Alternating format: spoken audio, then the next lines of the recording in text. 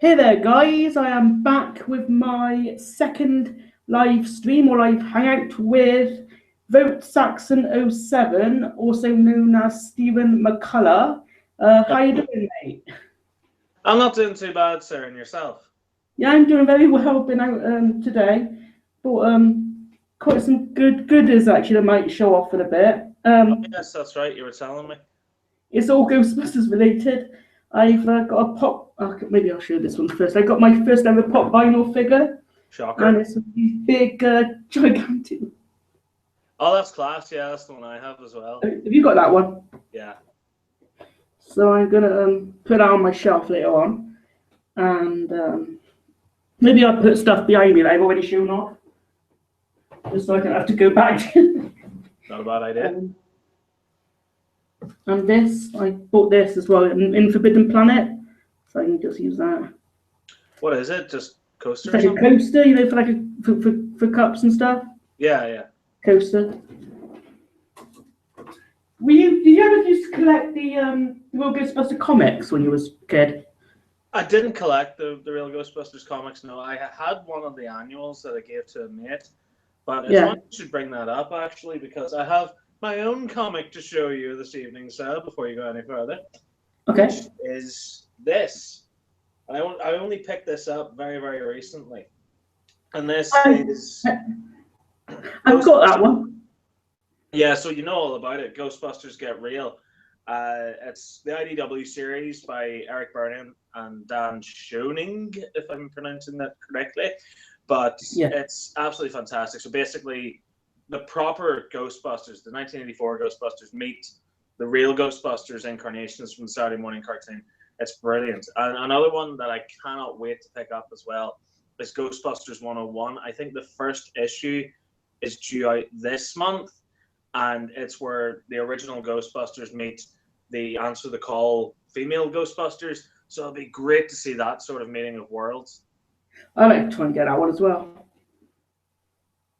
Because that'd be good to see him joining up, you know, doing the comic book together in the story. Oh yeah, absolutely. Can't wait. So sorry, yes, you were going to show me a thing. I bought this as well because it's the re-release to the one I had. Ooh. This got this is the 30th anniversary edition. Can you see the just there? The sticker, yeah, the Blu-ray. Because my steelbook version doesn't have certain extras. It's on here. I mean, they got the steelbook for the second film that has it, but this has like a retrospective roundtable discussion with Dan Aykroyd and Ivan Reitman. Yeah, I've seen that. It's very good. But that's only half of it, though, I think, because it's split in half. So if you have the Blu-ray of Ghostbusters 2, you'll get the second part of that where they discuss the second movie. Yeah, I've got that one, but I've not got part one, so I'm glad I got this one now. Oh, brilliant! That's finally complete. Have you got this version? I have, yeah. I got it as the 2-pack, Ghostbusters 1 and 2. Yeah. So it's got the Ray Parker music video, which I haven't. Well, I've seen it online, but I've not seen it on DVD or Blu-ray. Yeah, it's a good high quality copy as well. Poster gallery and the alternate takes. Is that new? Yes, it's sort of like when they're showing Ghostbusters on TV during the daytime, whenever they cut out the swear words and things like that, and like Mother Hugger and stuff like that. Yeah. So I look forward to checking out that one. And I think I may have sorted out the issue with OBS for the game. Oh, excellent. What was wrong with it? I think it's to do with the frames per second. I think I had to put up to 60 instead of 30. Oh, yeah, the frame rate. Yeah, so I changed that last night, but I haven't managed to test it out yet again, so I'm going to do that tomorrow. And hopefully I'll be able to do the gameplay, because I'm up to I'm just after, you know, catching the Fisher King. Yeah, in the Sedgwick Hotel. Yeah. So I've gone past, you know, the bit when you've got to go through the hallways and it's all flooded out. Yeah. And I found on Saturday I got past this bit where these like candles come off the wall and start attacking you. Yeah, they turn into little sort of like spider things. I love that. That's brilliant. And I failed a couple of times doing that bit until I got past that part actually on my third try. But then you chase into go through the hallways to some sort of room where you try and blast them, and then the Ghostbusters come in to help you look for the. So I'm up to that part now, and but this game is even. Sorry. Well, do you know what that means? Stay Puffed is right around the corner. I look forward to doing that as well. Huh? Oh, it's so much fun. What part are you up to at the moment? Again. Well, I completed it there the other day again, but yeah, yeah, I completed it the other day, so I'm finished. Do you have any favorite parts of the game? Well, there's one part that kind of scares the living bejeebus out of me, which is you go back to the Sedgwick again, and is that the Spider Witch? The Spider Witch, yeah, scares the pants off me because, I played the game, the PS2 version, which is radically different from the PS3 version. Like the graphics are very cartoony, very child friendly, and things like that. So I was first of all, I was amazed by the quality of the graphics. But second of all, it's so much darker on the PS3 version because when you're going through the level at Sedgwick with the Spider Witch, there are actual human bodies wrapped up in spiders' webs that kind of, when you knock into them, they're interactive. So they'll sway, and it's just such disturbing imagery. And then I got this great section where Egon said, check your PKE meter, find her, because she keeps kind of burrowing away and disappearing and stuff. So I've got the PKE meter out, and I've got the exo goggles on, and I'm looking around trying to find her. And literally, it's dead, it's dead, it's dead. Then suddenly it picks up a little bit. I turn around, it goes to full, and she's there. And it just, I don't know how, maybe it was just because it was dark. I'd never played it before. I didn't know what was coming. And it's the fact she was there, I literally went, ah! I was quite glad to see Vigo in the firehouse. Yeah, that's brilliant. And you can go up and talk to him and everything. See, that's what I love about it. It's like Ghostbusters, the video game, the PlayStation 3 and the Xbox One versions. They are love letters to Ghostbusters fans everywhere. It's truly, at this point, we didn't really need a third movie because the video game just covers it perfectly. And it's, because as we know now, Ghostbusters has been rebooted. So it's a nice little sort of send-off for the original universe. It has all these great callbacks to the first two movies. It has its own great unique story. And everything about it is fully immersive and fully interactive. You can go up to the phones, go up to the answering machine and check that, and check all the different messages that people have left here being haunted and things like that. And it's just brilliant. Where would you like to see Ghostbusters go next after this remake that was made? Difficult question. I want to see it get away from New York. I know Ghostbusters had its roots are in New York, and New York's a beautiful place, but I think they kind of missed a trick by not setting the new movie elsewhere. So that's what I want to see next. We've covered the East Coast. Let's cover the West Coast now. What's Ghostbusters like in California? What's Ghostbusters like in Oregon or something like that? I'd love to see something done in that line. They said they wanted to do something akin to sort of what Marvel did with the Avengers, where you have sort of these separate teams, these separate movies, and then you have this one big interdimensional crossover movie. So I'd love to see that, set up different franchises.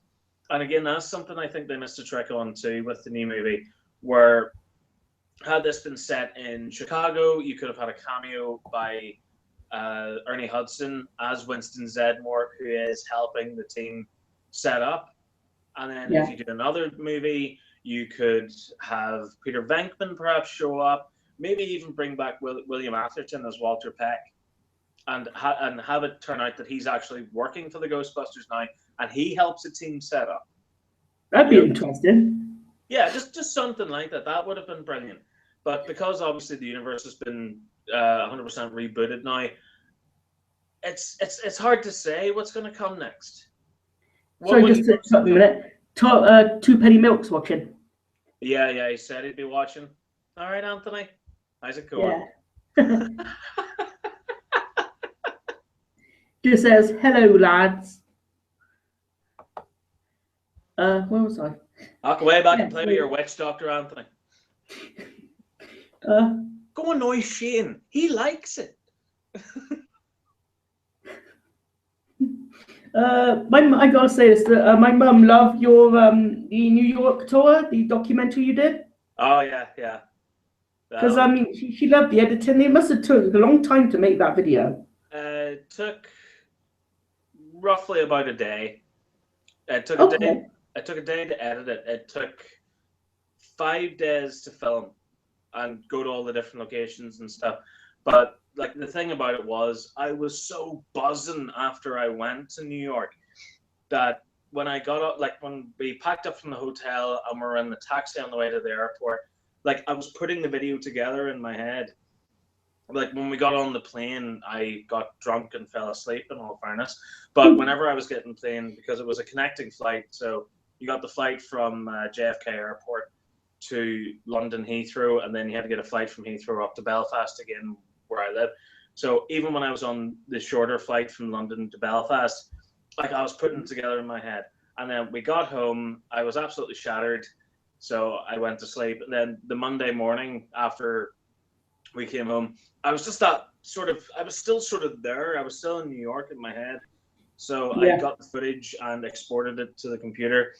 And then that sort of went through a process of logging the footage, which basically means that you take, like, you go through every single shot, everything you filmed, and you give it a name. So, for example, Firehouse 1, Firehouse 2, Firehouse intro, Firehouse outro. So then whenever you're editing, it makes it easier to edit because you can just look through your selection of clips and go, I need that clip, I need that clip, I need that clip, and so on and so forth. So I did the logging, and then I had to do the conversion because my software doesn't play what my 4K camera records in. You have to convert it first. So that took a long time as well. So it was basically about Monday afternoon, Monday evening, whenever I started to do the edit. And I basically didn't stop. Like I took no breaks in making the documentary at all. So That must be tiring. it wasn't, because like, I didn't notice. The only time I realized that I was incredibly tired was after it went online. Like literally as soon as I uploaded it, and I was still buzzing, I was like, I must read the comments and see what people say. Like after that happened, I sort of went, oh yeah, that's right. I just sort of passed out. You know what I think you should do as a Ghostbusters fan? Do like a I see them a lot around YouTube. It's like do like a little YouTube like fan film, because you know you've got your prop pack, you've got the I think have you got the Mattel trap and PK meter? I have the PKE meter. I don't have the trap anymore, but I am looking into getting a replacement one at some point. So I think a fan film, like you know, you making a fan film would be kind of cool. That's sort of an idea that I've been throwing around for a little while now. Because Yeah, Elizabeth has got the new version of the pack, and the toy. yeah, she has the toy. She also has the full jumpsuit as well. She recently just picked up the goggles as well that Holtzman wears. She's got the glasses too, and we're looking into getting her a proper Ghostbusters proton pack from the new movie, like an actual proper replica for her as well, and things like that. And also, I have another proton pack now too, so I have 2 proton packs. So what, from the newer film, is it? Or no, from the old movie, from the '84. So I've 2 original, and then I'm trying to work out a way to try and get one from the 2016 movie as well, but we'll see how that goes. But it's not going to be anywhere in terms of cheap. But yeah, and Anthony's got the jumpsuit and the full uniform now too. Because did you make the jumpsuits? No, I got them online. Okay. So no, it was a funny story how it happened to Anthony, because I got him a birthday present because his birthday was yesterday, and wasn't it yesterday? It was. Yesterday was Sunday. Sorry, my dad's all over the show here. Yeah, so I got him his birthday present and things like that, and then I was online looking through the Ghostbusters pages, and someone said they were selling something, and I thought it was the walkie-talkie from Venkman's belt. So I looked at it and I said, for that price, that's a steal. So I bought it off the guy. Next thing you know, this massive box arrives at my house. I'm sitting going, what is this? I didn't order something this big. I open it, it's the entire costume.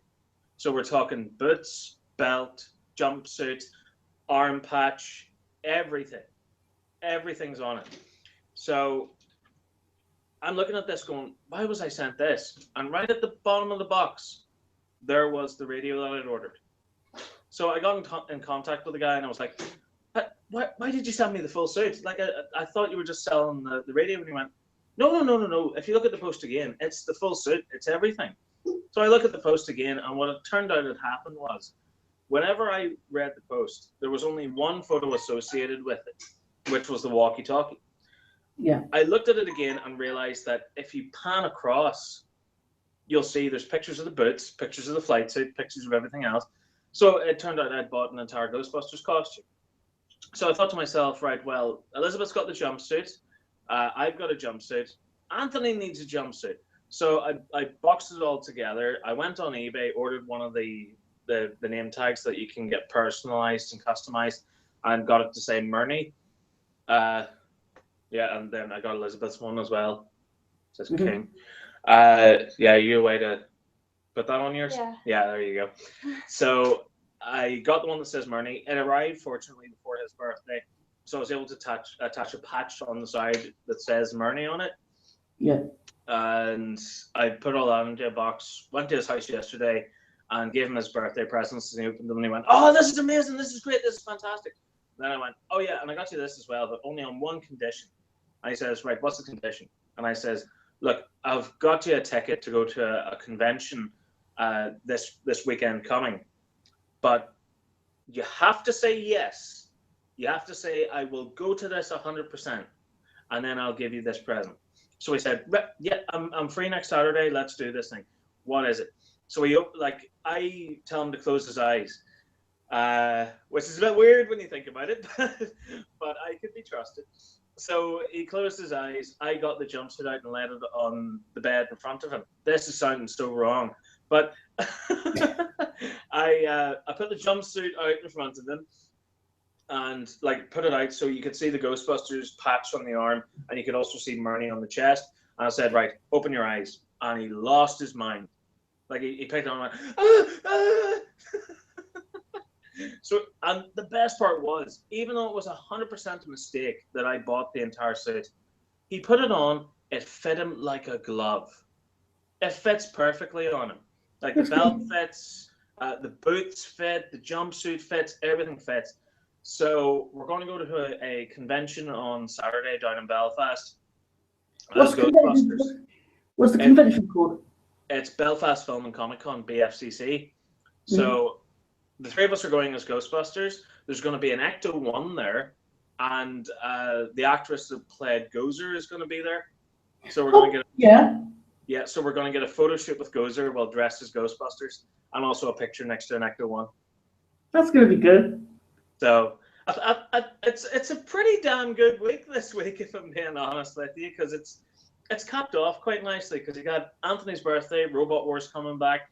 I'm making some different cool sort of out there videos throughout this week, and then obviously you've got it bookended at the weekend with the convention and go and meet Gozer. So good week coming in.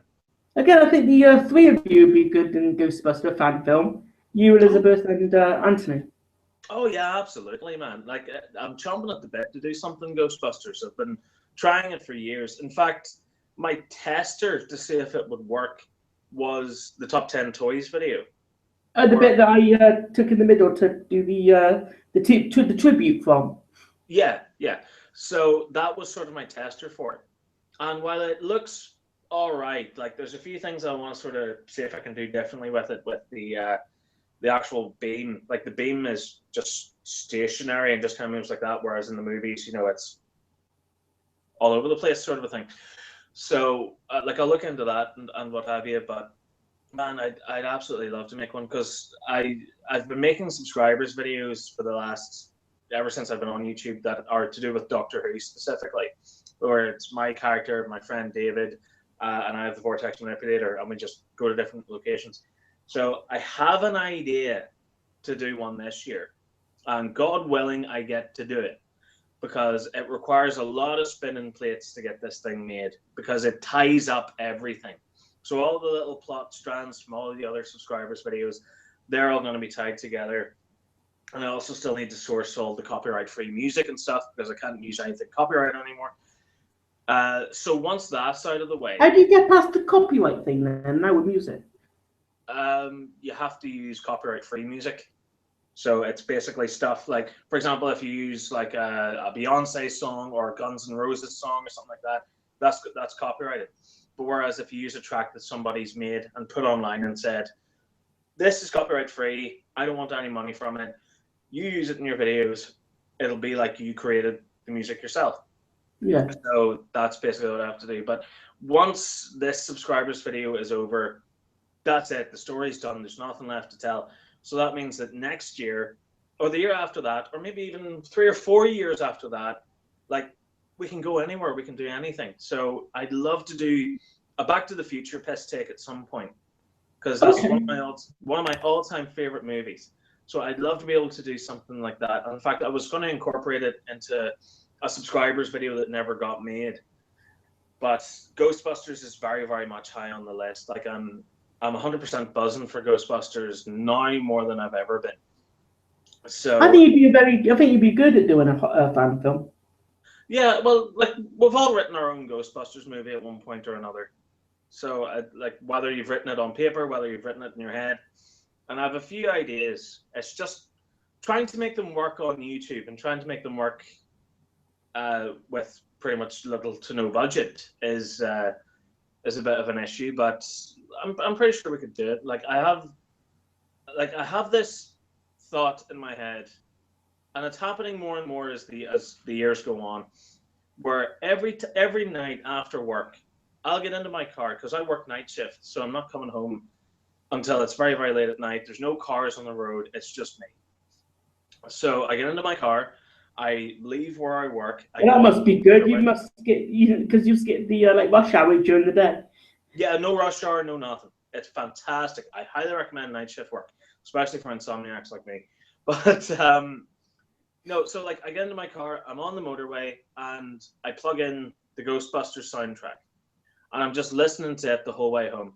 And I'm sitting in my little tiny red Ford car, and I'm pretending it's an Ecto-1. And I'm just wishing that my car was longer at the back, it was painted white, and it had the No Ghost logos and all the tech stuff on the roof. And I looked into getting an Ecto-1, because you can buy them every once in a while. There's a guy actually that lives not too far from me that's selling one from the 2016 movie. And yeah, the 2016 movie Ecto-1 doesn't look as good as the 1959 Cadillac, but it's still an Ecto-1. When you drive it around, people know what it is. So I was looking into it. He used the wrong hearse, because the hearse that they used in the 2016 movie was from 1984. This hearse was from 1991, but it still looked like it. You know, there were subtle things. If you look closely, you'll see the differences. But he did it really, really well. Like, it looks fantastic. And he's selling it. So literally, I could get a train or a taxi up to his place, buy the car, and drive it home again. But I bet the you trouble love is, that. Drive it out. the trouble is, it's £25,000. And I'm not paying £25,000 for a 1991 hearse. I don't care what it looks like. I ain't paying it. So then, How about if you turn your own car into an Ecto-1? well, see, that's the thing, because I drive a Ford Fiesta, and it doesn't exactly look like an Ecto-1. So I had this other idea. I've had 3 ideas now, and that's in my entire life. I've only ever had 3 ideas. But I've had 3 ideas. Idea 1 was to go out and buy an actual Ecto-1 reproduction, which is beyond me.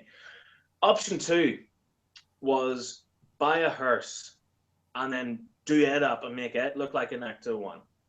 I looked into it. The insurance is a nightmare. Everything about it is terrible. It's a bad idea. So I'm on option 3 at the moment, and this is the winner. This is the lucky strike right here. My plan for this if you'll believe it or not, is to buy an old estate car. So there's an estate car that I'm looking at the moment. In fact, if my phone's handy, I will show it to you. The only issue with it is it's a black estate car, but it works in terms of how it looks. So if you can see it, so that's the idea, is to purchase this, because it really does look sort of elongated. It looks like an Acto 1. Buy that because it's £1,500, which is still a lot, but it's cheap in terms of an estate car, especially a diesel estate car. Buy that, modify it, paint it white, get the No Ghost logo stickers for the sides and for the hood, get the little fins for the side of it, the little red strips. And also, I had this idea, which I thought was quite ingenious. So what you do is... I think you can get the logos on Amazon. You can, yeah, you can get the little stickers, but they're obviously big stickers for the sides of cars and stuff. But this is what I thought was a real stroke of genius. That car has brackets on the top for a roof rack. So here's what we do. We get a roof rack and we build the top of the Acto 1 on the roof rack. Then we take that and attach it to the car. So the great thing about that is, yes, number one, makes the car look official, makes it actually look like an Acto 1. And number two, all that stuff can be removed and then you can go for your MOT and then you can get it insured.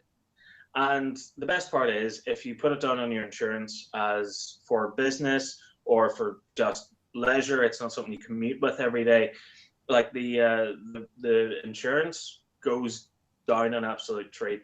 So I'm currently scraping together funds to see if I can do something on those terms. But honestly, man, like I want an Acto 1. I want to get into a car, drive it around with my jumpsuit on, Elizabeth in the side, Anthony in the back, proton packs in the boot, and I want to drive around and I want people to look at it and go, Ghostbusters! Yeah, I like you to try and have a Simon on it. That'd be funny. Yeah. Although the only issue with that is because I've been researching this, man. Like I've been hitting the books and hitting the internet hard, but it turns out you can't actually have a siren attached to your car because it's illegal. Because obviously it's only the paramedics and stuff that are allowed to use it. Yeah. But my way around it would be have lights on the car, but have them as fake lights.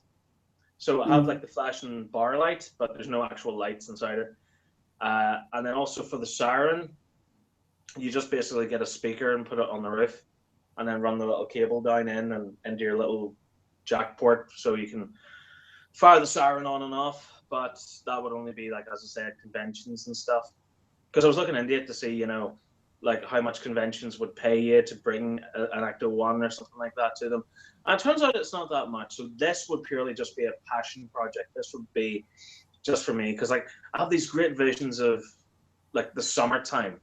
And it's me and Anthony and Catherine and Elizabeth and the four of us just in this Acto 1 going out for a big long drive down the motorway. Just in the Acto. I love that. I absolutely love that. That's my dream car. Have you got the Hot Wheels Elite cars? The Ghostbuster ones? What scale? I think the big one. Yeah, the 1/18 scale ones. Yeah, I've got the Acto 1 and the Acto 1A. Yeah, I'm thinking about getting one of those ones soon. They're absolutely brilliant. I still have to review them. I've had them for 4 years now. I still have to review them, but they are beautiful, man. They're gorgeous. Like, even the interior is detailed. They even have a little trolley with proton packs on you can pull out of the boot. Like, the hood lifts up, you can see the engine. There's differential on the wheels, so when you turn the front wheels, the steering wheel turns because it's on the rack and pinion setup. The interior is gorgeously detailed, man. It's like someone took the real car and just went, ooh, there you go, there's a toy. Yeah. But that would be good to one of those. I think the Acto 1A looks good because it's got like those extra lights on the side of the car saying we're back, and then like Ghostbusters on the other side. Yeah, I actually love the Acto 1A so much. I bought the 163 scale in the Hot Wheels edition of that, as well as the 1/18 scale, the big one. The big one is like, the little one's really, really great too. It's about, say, that size, by about that. It's gorgeous, like the detail on it's amazing. But see the bigger one, if you look inside it, and you can open the doors, all the doors open, even the little back doors as well pop open. And if you look inside it, not only does it have all the gadgetry, it has a computer monitor, one of those 89 computer monitors with the big fat ass on it, the big back on the monitor, and it also has a trap sitting on the floor, which the Ecto 1 from the first movie doesn't have. Yeah. I like how in the game, the Ecto 1, is it 1A? No, 1B? Yeah, so in the game now it kind of looks like well, it's the Ecto 1, but it's got the original logo on, but it kind of still has the stripes from the second film. Yeah, it's again sort of proof to my theory that Ghostbusters the video game is the third movie. Because I guarantee you, had they made Ghostbusters 3, we would have had the Ecto 1B, and it would have been a mishmash of the Ecto 1 and the Ecto 1A. Like, it would have looked exactly like that. Here's the version I got of it. The PC version? Yeah, that's one of the best graphics. So, good choice. So I'm gonna, as I say, I'm gonna try and do the gameplay again tomorrow, and hopefully I'm gonna do it. I'm gonna do like a one game. I'm gonna try and do part 1-ish because I've been playing it kind of already.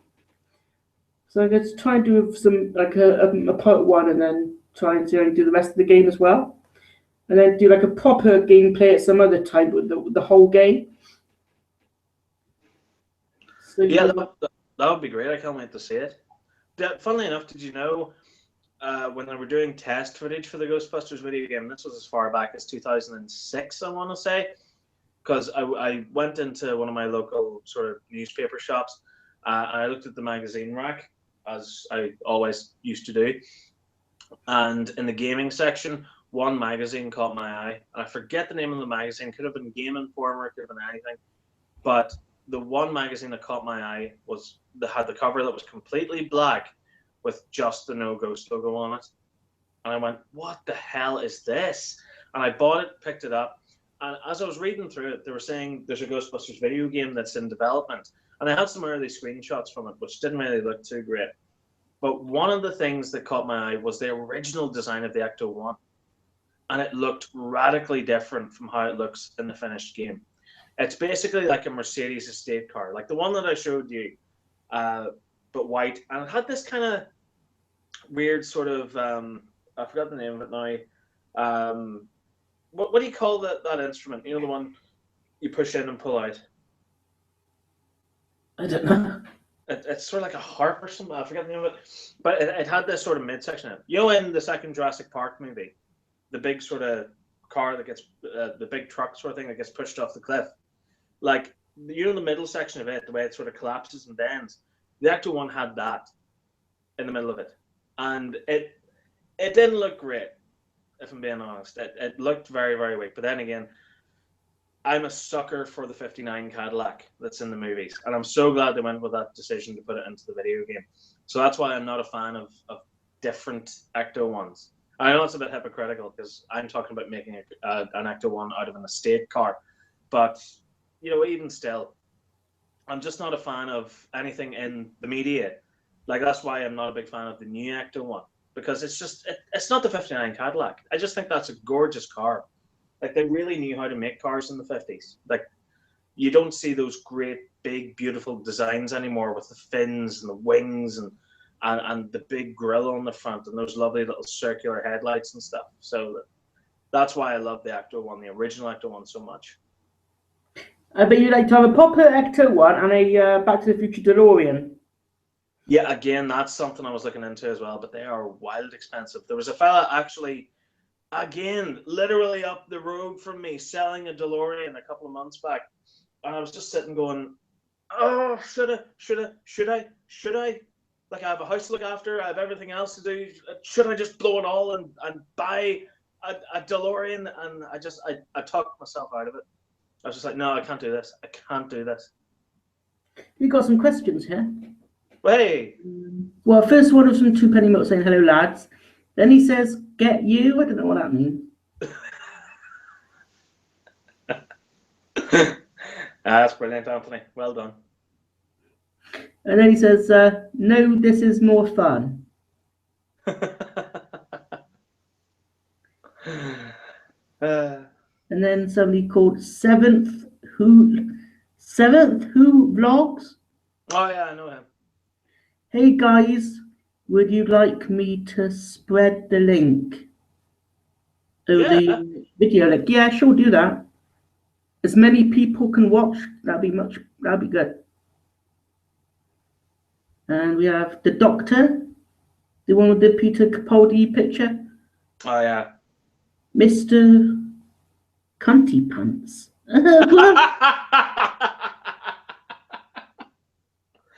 What's he like? Tell Stephen is Jackie Boy.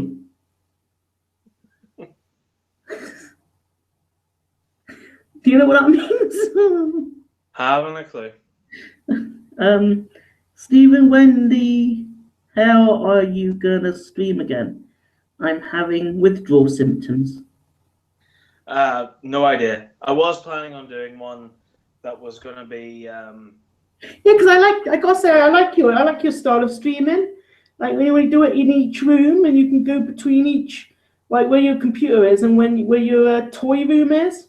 Yeah. Oh man, like I really need to do a stream now because the toy room's completely different now.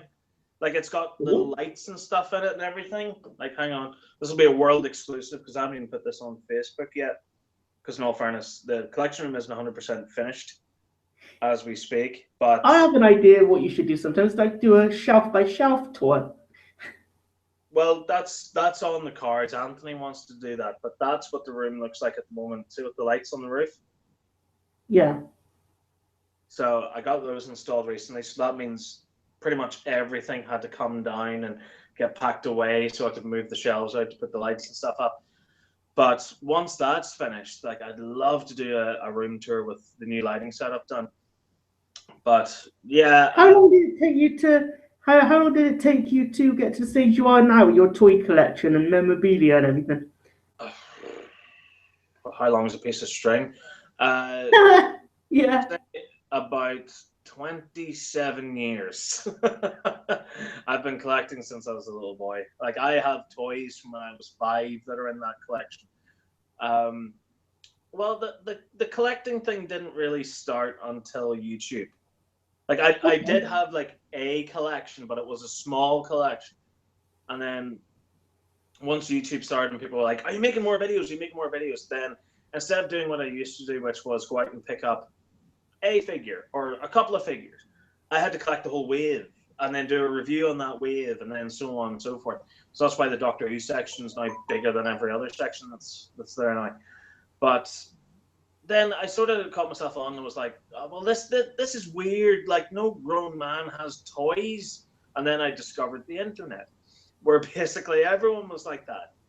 Like people have entire rooms dedicated to it. So I thought to myself, okay, if we're going to do this, let's do it. Let's do it the whole way.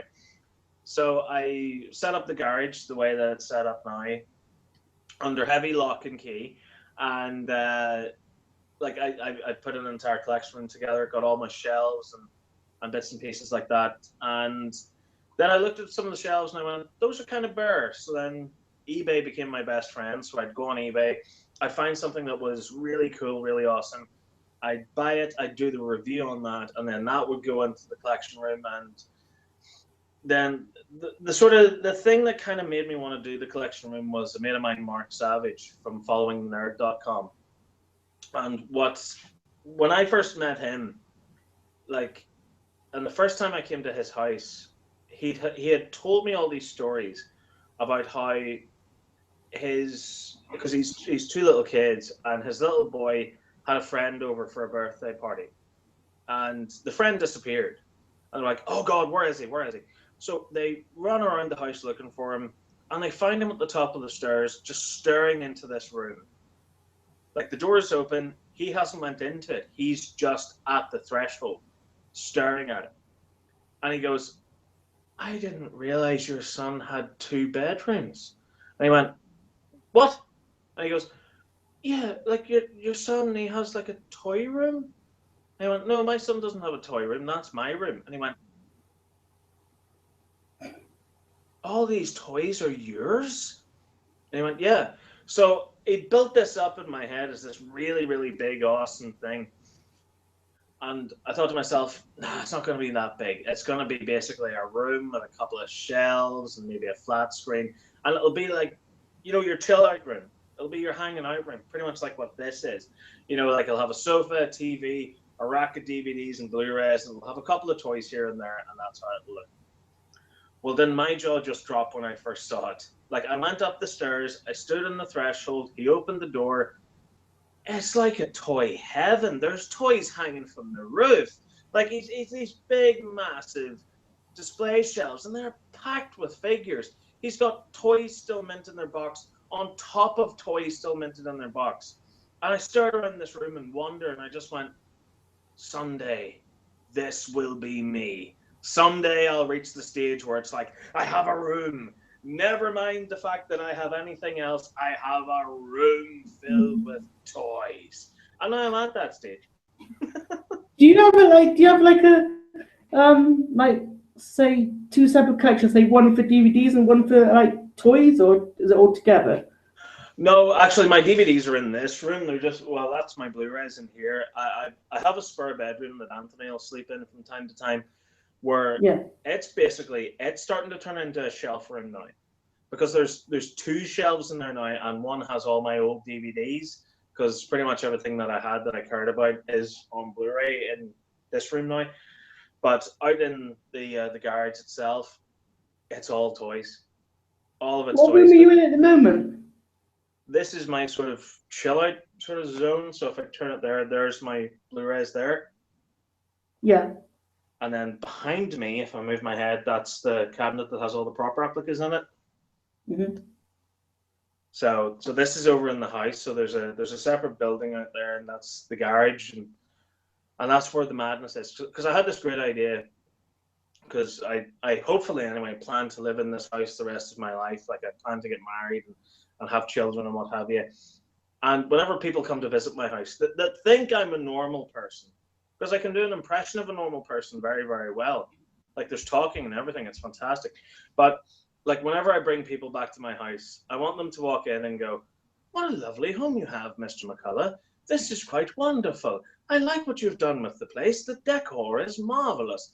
And then meanwhile, out in the garage, like, the second you step through that door, you're instantly a child again. You're instantly like, look, it's all the Transformers. Oh, Ghostbusters. Doctor Who. And so on and so forth. So you can sort of have a disconnect in a way. And then, like, I have this great sort of vision in my head of one day where, if I'm lucky enough and if they pass that law, I'm actually allowed to have children. Like, I'll raise them, like, they'll be born, I'll raise them, they'll learn to talk, they'll go to school and everything like that. And one day they'll come to me, or they'll come to Elizabeth, and they'll go, Mommy, what's in the garage? And they'll go, oh no, it's just storage, just things. And we'll go, oh, okay, And then it'll get to the point where one day I'll go, my son, or my daughter, love of my life, come with me. And I shall take them by the hand, and I will bring them over, and I'll open the door.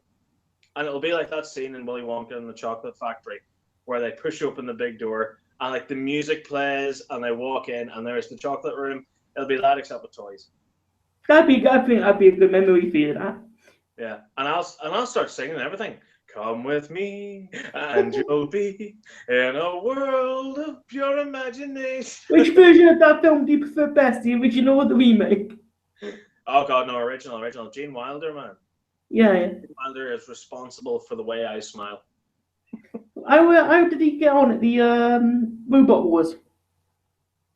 Got on very well, yeah. Like, I really, really enjoyed it. For the life of me, I'm struggling to not give away spoilers, but it's a world in itself. It's fantastic. Like, the first day we arrived, and I've made a video all about it, but I'm just trying to sort of get permission to put it online, because I don't want to spoil it for anybody. I don't want to offend anybody. So, like it's in the video, but whenever we first arrive, like, you go into this industrial complex, and there's all these massive warehouses, big, huge warehouses that they used to build submarines in. That's how big they are. And we met our team captain, Shane, very, very nice man indeed. And he brought us in through this little tiny side door, like the door to your room, like the door behind you, this tiny little door. And you walk in, and you walk through another door, and the world turns on its head, and you're in Robot Wars. And you look over, there's the pits. There's all the tables with all the machines on them, where everyone's working hard to fix damage or put the robot together in the first place or test it. There's the testing area. And right there down at the very, very far end of the hall, so small it's nearly a speck, is the stands for the audience and the Robot Wars arena. Yeah. And you walk around it, and it's like a little universe just sort of enclosed in and of itself, because you walk outside, it's a dull, dreary afternoon in Scotland. You walk inside, magic's happening. It's remarkable, man. It's in Scotland, is it? It's in Bonnie, Scotland. It's where is the name of the place? Renfrew in Scotland, because it has the little canal in Renfrew. How far is Scotland from Ireland? Hmm? How far is Scotland from Ireland? About 45 minutes by plane. Mm-hmm. It's actually that close. They don't use a proper plane. They use one of those little sort of, I call them an Indiana Jones plane. The one with the 4 propellers on the front, like this little tiny one. 2 seats on each side of the aisle. Rickety as get out as you're flying over the Irish Sea. But yeah, it's not that far away. On one of your videos, I read a comment saying the Doctor Who experience was going to be closing in the summer. Yeah, there's been talk about that because their lease was up this year, but I think they've gone through discussions and different things like that to try and keep it open. So I don't know. I'll be going there at the start of next month anyway. So I'll ask a person at reception or something and say, like, look, what's the story? Like, are you staying here? Are you moving? Is it closing forever? And see what they say. Have you seen any of my videos there? Hmm? Have you seen any of my videos of the experience? I haven't actually. No, have you been? Yeah, I've been 5 times. 5 times? Goodness, I feel bad for only going once now. Yeah, well, I had this carer that I used to see that took me for the first 4 times, and I went with my sister last year. It was like a birthday present from her. Excellent. So we went there. My niece, my youngest niece, I think I showed Anthony the picture on our chat where I was in the console of David Tennant's set, and my niece was on it as well. Yeah, I think you're right. I think I do remember that. And, but yeah, so I'm very excited to get over and see what all the fuss is about, because everyone and their mother's been to the Doctor Who experience, and I haven't. So I may as well go and make my pilgrimage. Much like with Ghostbusters and with Robot Wars, I have to do Doctor Who. You have to, yes, because it's a real good place.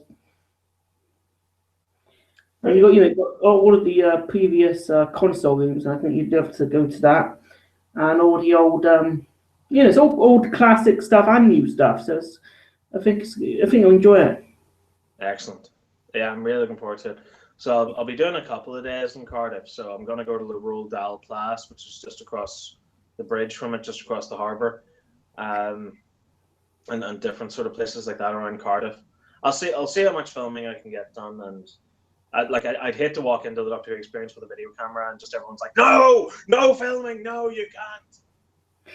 I was mentioning my birthday just now. Around every time I have my birthday around about June time, I've always been for the last few years doing the hangout called the Birthday Bash. Mm-hmm. And last year I did it with my friend who's in the US called Eugene Johnson. He lives in Kentucky, USA. Great and part. I did a series called The Johnsons Live with him on a Saturday night hangout. And I did the Birthday Bash. It was with him as well. I thought it'd be cool to have maybe you and Anthony in one this year. Oh yeah, absolutely. Like, I'm totally up for that. Like, because that'd be my birthday's on June 11th, so I'd say it might be on the 12th. 12th of June. Yeah. I'm free most Saturday nights anyway.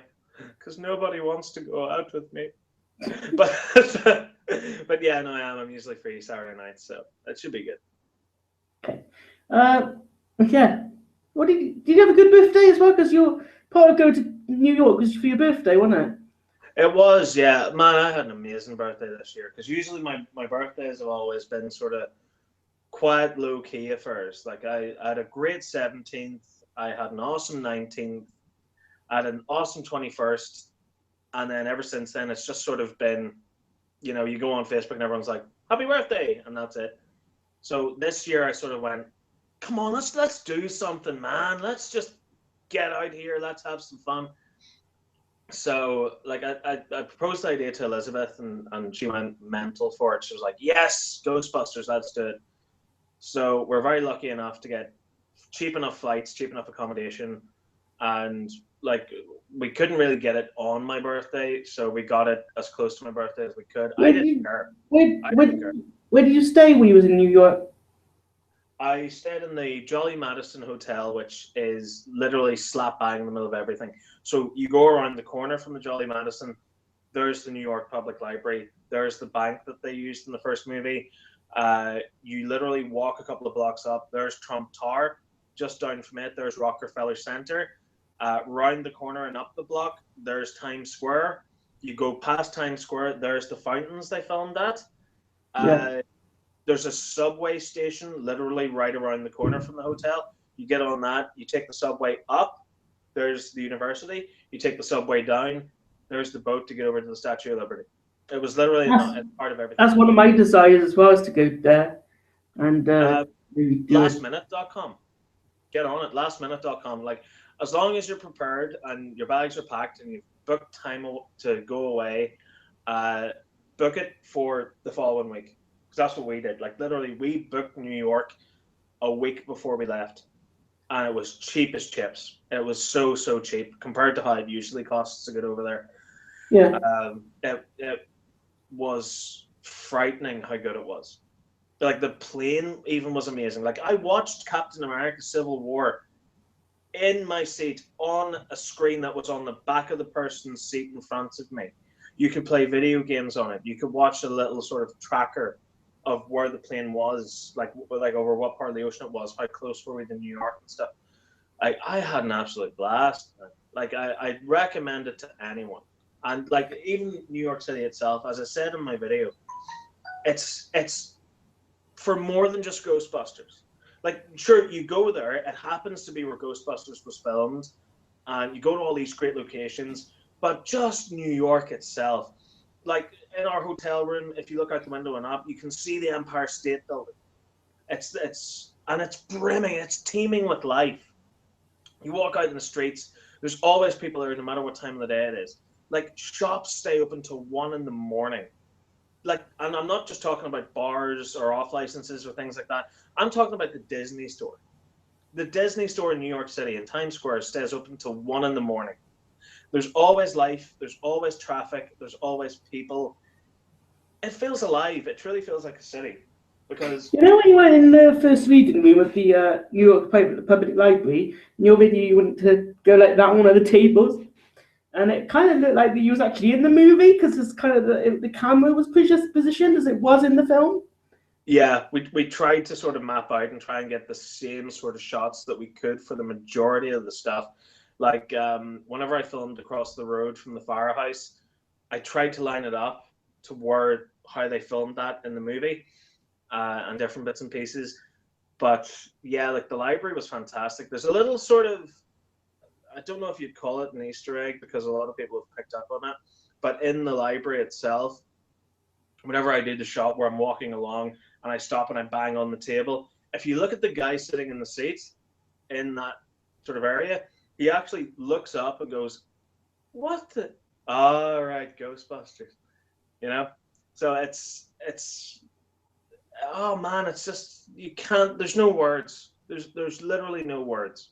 Do you think a lot of the places that you were, in the location of, actually, thought that you were actually doing a Ghostbusters type of video? Sorry, man, what was that? Do you think actually that people that were around you doing the video thought it was to do with Ghostbusters? Yeah, I'd say they get it all the time because videos like the one I made are a dime a dozen on YouTube. Like everyone and their mom's done it, where they've went to the locations, they've got the camera out, they've started filming. So I think people have gotten used to it now. But there's one thing I got that James Rolfe didn't get is Cinemassacre. He went to do the locations tour. He was kicked out of the fountains. He wasn't allowed to film there. And I think the reason why I got to film there and why I was so lucky was because it was Chinese New Year. So if you notice in that segment, I'm not in the exact location where Peter and Dana were. And the reason why I'm not there is because it was Chinese New Year. So you had all these Chinese people wearing their uniforms, all the women wearing their pretty Chinese style dresses, all out having a celebration, having a photo taken. I had to take photos for a couple of people that were out celebrating as well. And if you look in the background, you'll see like the banners and stuff that say Happy New Year in Chinese and things like that. And I think the reason why I got away with filming there was because they thought I was filming for the Chinese New Year. But I wasn't. I felt kind of sorry at one point when you went to the firehouse because of the restoration going on, and you had that, like, what do you call it? Scaffolding on the outside and stuff. Yeah. And it kind of didn't look like it did in the movies, and I felt kind of sorry for you there because, you know, the way it looked and it didn't look in the film. Honestly, it didn't bother me because I knew that they were still working on the firehouse. Like Elizabeth actually researched it, and she went like, "I think they're working on the firehouse still." And I said, "Well, when was that article posted?" And she says it was in about May, sort of June time last year, 2016. I said they're bound to be finished by now. Come on, we'll go and see what it's like. So we got off the subway, we come up the stairs, and we're looking around going, "Where's the firehouse? Where is it?" And we're looking at this green building. And she goes, "I think that's it." And I went, "Nah. Is it?" And I looked, and it was. I also liked when you held up a Twinkie, said the line of Harold Ramis in the film, and said, "Harold Ramis, Egon, this is for you," and you just put it on the.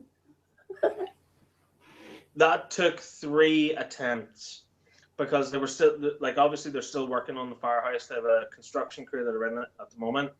See, every time I started that, every time I went, like, my love for Ghostbusters and said that line, as I started to say that,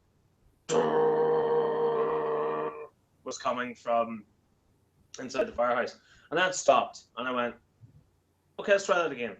So, blah, blah, blah, like, my love for Ghostbusters, Harold Ramis, this is for you. You must have a lot of patience.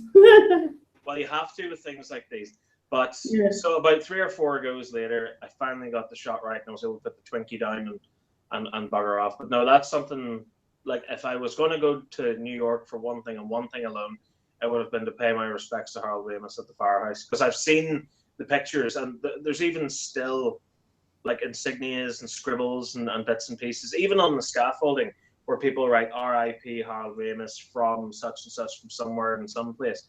So I left 2 things at the firehouse. I left the Twinkie, but also left a little Following the Nerd business card with Votesaxon07 on it.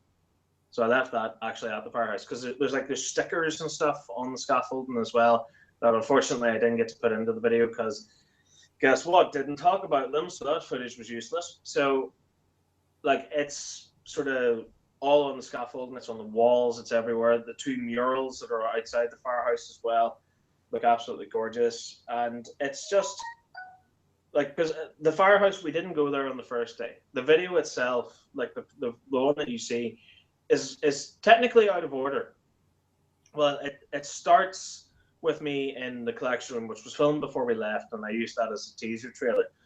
And then we got to New York, and the first thing I said to Elizabeth was, "Come on, we'll go up to the Empire State Building that night." So the stuff at the top of the Empire State Building, where you can't even hear what I'm saying, it's that windy, that was filmed next. The firehouse was filmed on the penultimate day. So the second last day that we were there, we got to the firehouse. So I used the firehouse first because obviously it's the most iconic location. Even 55 Central Park West and the Tavern on the Green and the entrance to Central Park and where the Marshmallow Man first appears. at Columbus Circle. That was filmed 2 hours before we had to go to the airport. That's how out of order the video is whenever you watch the final thing. But I went to the fountains on the first day. I went to Statue of Liberty, all these different places. And while it's amazing to go there, especially the places like the Statue of Liberty or One World Trade Center, like when I got to the firehouse, that's whenever I felt it, you know? Like, because I was walking around the fountains and stuff going, this is really cool. Like, because like Peter Venkman was here, Dana was here, and oh my God. But you get to the firehouse and you feel something more than that makes you react smaller. You like, and the only way I can sort of describe it is you don't go, oh my God, it's the firehouse. You go, and there's just nothing. But you feel this energy around it. When you appeared, sorry. No, like when you appeared at the what's it called? It's not actually called New York Public, not public. The art museum. It's not the art museum. It's actually the history museum. It's the Native American History Museum, yeah. Like literally, and you see it in the video, where that is, it's just across from Battery Park. And Battery Park has 2 great locations in it. One is you literally look out of Battery Park. There's the Statue of Liberty, about the size of a Lego man, like a little Lego minifigure, right out in the distance off the shore. But the entrance to the Men in Black is right beside it. So do you know when they walk in the little door and like there's a big fan and the guy reading the newspaper? Yeah. It's there. It's literally, there's the museum from Ghostbusters 2. There's a little street. There's the entrance to the Men in Black headquarters. It's amazing how close-knit all these fantastic locations are.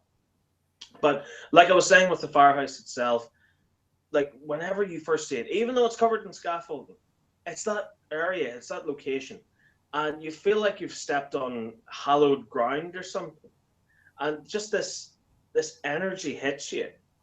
And that was the place that I had to get. Especially when we was like touching the wall. Yeah. And you said, like, I can't believe I'm actually here. It's good to be here. You know. Yeah, I had to touch it. I originally went up and touched the doors, but those aren't doors. Those are like a shutter that they have down for doing the renovation work. But like I had to touch the wall, and then I got very, very lucky because I was chatting away to one of the builders, and I said to him, "I've heard people say that the Ghostbusters 2 logo, like the ghost doing the peace sign that they used in the movie that's out at the front of the firehouse, that's mounted to I thought that was up on the inside of the actual building. Yeah, that's what I heard as well. That's up on the wall. So I said to the guy that I was chatting to, is that still there, or has that been taken down because of the renovation work? And he said, well, come in and see for yourself. And I went, come in to the firehouse. So he brought me inside. And I sneakily filmed it, you know, like I hit record and stuff, and I was just sort of going, yeah, no, this is brilliant, this is class. Just like recording everything that I could. And unfortunately, the Ghostbusters 2 logo, it's not there at the moment. They're taking it, putting it into storage or something until the inner part of the building's fixed. But even though it's not the inside of the firehouse as seen in the movie, because that was filmed over. Yeah, because I think the interior scene was done in LA. Yeah, it was done in LA. It was done out in California. But it's still amazing to be inside that building. Like this building that we've seen the exterior of all this time. I'm standing inside it. You know? In a way, when you're watching the movie, you don't get to see the inside of the actual firehouse, but you do see the actor 1 shoot out of there. Yeah. Yeah, you do. Like, because I even sort of retraced its steps and stuff, because you know the way whenever they go to bust Slimer at the Sedgwick, the actor 1 comes out, kind of skids around and goes up that road. Like I actually walked those steps up that road and just went, oh my God, so like the actor 1 must have stopped here and then they've reversed it and brought it back around again to do another take and stuff. Even like standing where Bill Murray stood when he got out of the cab, you know, to go back to the firehouse when Walter Peck's trying to shut off the protection grid, like standing there and even seeing that building directly next to the firehouse with like the big fire escape up at this big sort of skinny building. And that's actually a gentleman's clothing shop, would you believe? So it's incredible to just go to these locations and I'll see the red brickwork, even though it was under the scaffolding. It's something else, man. I can't. Have you seen the new trailer for the new Power Rangers movie? I have, yeah. What do you think of it? I'm cautiously optimistic. I was a big fan of Power Rangers growing up. I'm currently watching the series again on Netflix, and I think it's something that should be rebooted. It's something that needs to be brought back, and as long as they have fun with it, that's all I'm worried about. Like, as long as it's not this dark, serious drama, as long as and the trailers seem to show that, but obviously you can be tricked and you can be fooled by trailers, as we have been done in the past. But the trailers seem to give it this sort of poppy sort of vibe. It's not taking itself too seriously. Maybe it'll point out some of the issues that the TV series, particularly the original Mighty Morphin series, took so seriously. Like, for example, whenever they first become Power Rangers in the TV series, it's sort of just glossed over. It's sort of just, I am Zordon, this is Alpha, now here are your power coins, you are now Power Rangers. And they all go, yep, nope, that's fine, that's super. I want to see them freak out. I want to see them lose their minds. Like, whenever they discover the power coins, like, they wake up and they do the whole Spider-Man thing where they look in the mirror and suddenly they've got abs and they're super toned. Like, I want to see them go, what is this? I preferred Mighty Morphin up to the other ones. I mean, I don't think I ever saw, like, was it Zeo? And yeah, and like there was one where the Megazord was like a train or something. But like, I'm happy with what I've seen from the trailers so far, because I want it to be something akin to what Ghostbusters the video game is, where it's sort of a love letter to the fans, but it's something that's going to be not necessarily a comedy, but there's going to be bits in it that are going to make you laugh. Like, I love that one bit in the trailer where I think it's with Kimberly, where she says, "Last night we found a crashed alien spaceship, and now we're superheroes." And like her mom just slams the cup on the table and goes, "Pee in that cup." I love the original Mighty Morphin Power Rangers movie. With Ivan Ooze. Yeah, I absolutely adore that movie. I've been trying to actually track it down on Blu-ray, but it's hard to come by. Like, I love the history more behind the making of that movie. Like, if they could do something like what they did with The Death of Superman Lives, that documentary that sort of charted the Nicolas Cage Superman movie that never got made. If they could do something like that with the first Power Rangers movie, I would eat that up in a heartbeat. Because originally, whenever they made the movie, they had this decision, like the producers had this wild idea that when the Power Rangers are morphed, whenever they're in their helmets, they shouldn't have the visors or the mouthpieces. And it's the most ridiculous looking thing you'll ever see in your life. Like, I want to see more of that. What was I? I had the stuff, the Ivan Ooze stuff in a pot, kind of like the Ghostbusters slime. You know what I mean? Yeah. I think back when I had that vision, it was the purple stuff because of what Ivan Ooze was, and I think I had it. It got caught in the carpet one year, or stuck on the wall. It was just so hard to clean up. I think you used. Didn't you use up the like Doctor Who flesh stuff? Yeah. Similar. Yeah, it was absolutely rotten. But funnily enough, talking about slime in a tub, whenever I was about 7 or 8 years old, the Extreme Ghostbusters were on TV. Mm-hmm. And I was a big fan of Slimer. I loved Slimer in that series as a little boy. So what I really wanted was a Slimer. And so we were on holiday in Spain somewhere. And we go into one of those little sort of touristy kind of knick-knack sort of shops. And I find a pot of green slime. And I was like, "Mom, can I have this?" And it was only like 1 peso or something like that. So my mom said, "Yeah, okay, you can buy that."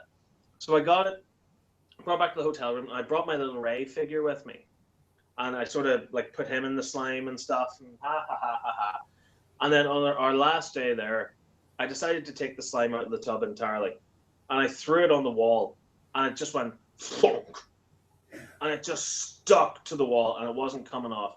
Yeah. So I peeled it away, and put it back into its jar, and I didn't say anything to Mum and Dad. Mum and Dad come into the room. They immediately look at the wall and go, "Stephen, what did you do?" And I look over at the wall. It is now green, like in this green blob shape.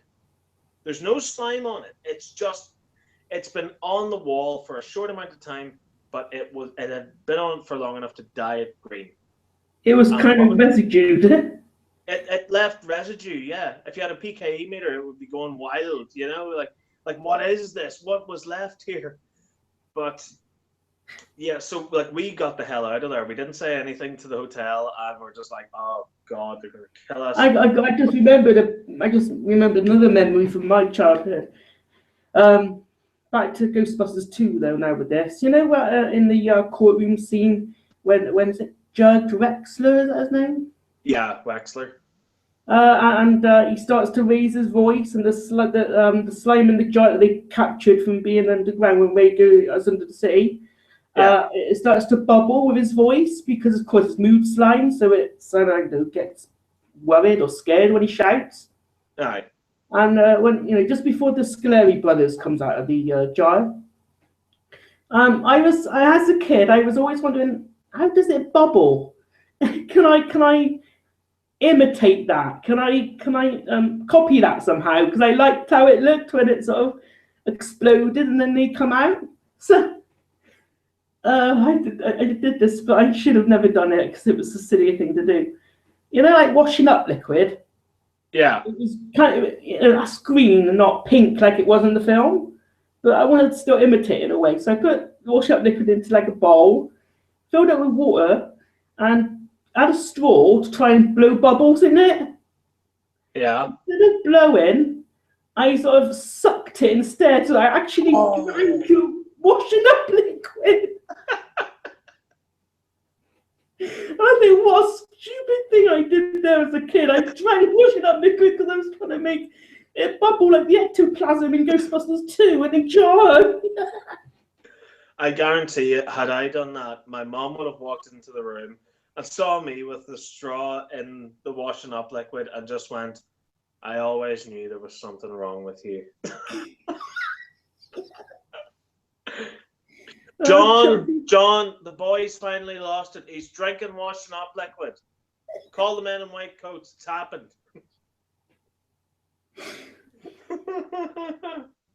But yeah, that happened. That's one of the things that we remember. Should I see if we've got any questions here? Go on then. I think we've got quite a few, yeah.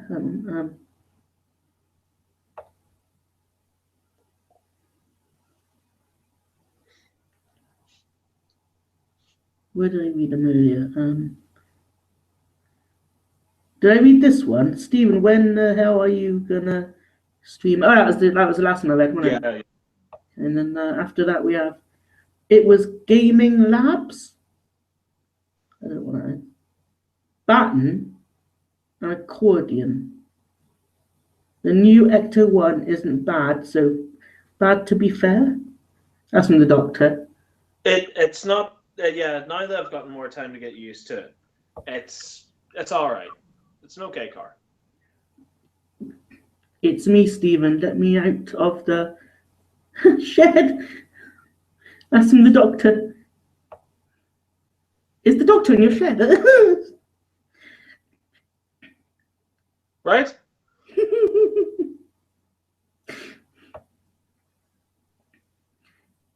Oh yeah, that's what I was gonna say. I noticed your tweet said about you wanted to change your YouTube ID from Votesaxon07 to your name. Yeah, that was just a sort of what if kind of a thing because I like Votesaxon07 and people know me as Votesaxon07, so I think I'm kind of stuck with the name now, and I'm sort of stuck with people thinking that I'm just Doctor Who and that what like. But again, I don't understand it in its own way because people watch the Doctor Who videos and they go, "Oh, it's called Votesaxon07. He must just do Doctor Who," and then they hit subscribe, and then a video comes along in their subscription page that's by Votesaxon07 but doesn't say Doctor Who, so they just go nah, and they just scroll past it. I don't understand that mentality because fair enough if you've subscribed for Doctor Who, and there are, in all fairness, there are so many people who have subscribed for Doctor Who who do watch everything else.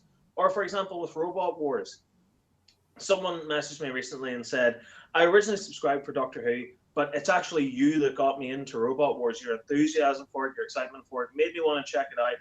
I checked it out. I love it. I'm now a Robot Wars fan too, so now I have 2 reasons to love your channel. But I don't get the mentality of most, which is basically, oh, I watched his Doctor Who reviews and they were great, so I'm not going to check out anything else he posts. I don't get that. Correct me if I'm wrong, but Votesaxon07, wasn't that the year that John Saxon, played by John Sim, was the master, and it was in 2007? Yeah, it was 10 years ago now. And that's how you got the username. Well, funny story how I got the username. Because it started, like, my first sort of real introduction to YouTube was whenever a friend of mine had a birthday party that I couldn't attend. So he made a video. And the video was actually of a stripper who had come to the party. And she was kind of there to humiliate the birthday boy, sort of a thing. So, like, it was all in good fun, you know, there was nothing sort of sordid about it. It was just basically her making a fool of him. So another friend of mine had recorded it and put it onto YouTube. So I wanted to write a comment underneath it going, ha ha ha ha, very funny, great job, guys. Sorry I missed it, blah, blah, blah. But it then flashed up and said, you need to have an account in order to leave a comment. So as I was making the account, I went, what should I call myself? And I was a big fan of the Master at the time. And this was about 2008. So I originally called myself Votesaxon, but it was taken. I wasn't allowed to use it. So they said, well, try a number with it. Try a number with your username and maybe you'll get it.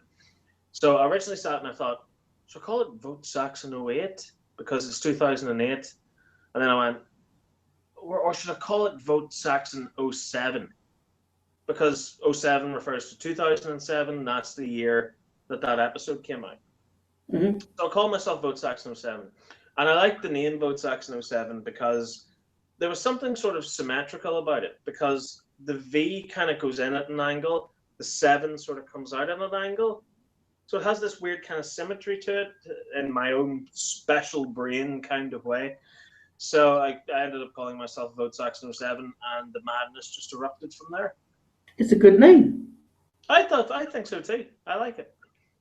From the doctor says, when I come to Ireland, I'm expecting an invite to Saxon HQ. Oh, Jack, you are coming here. Even if I have to drag you, you're coming here.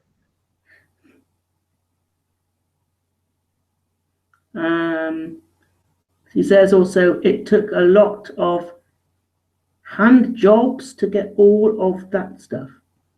Must be that slime. Yeah, yes, Jack.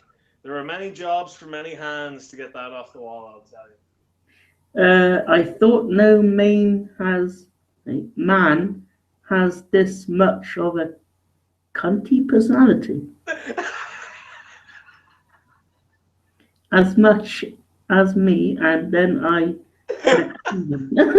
What? Oh boy, comments can be fun.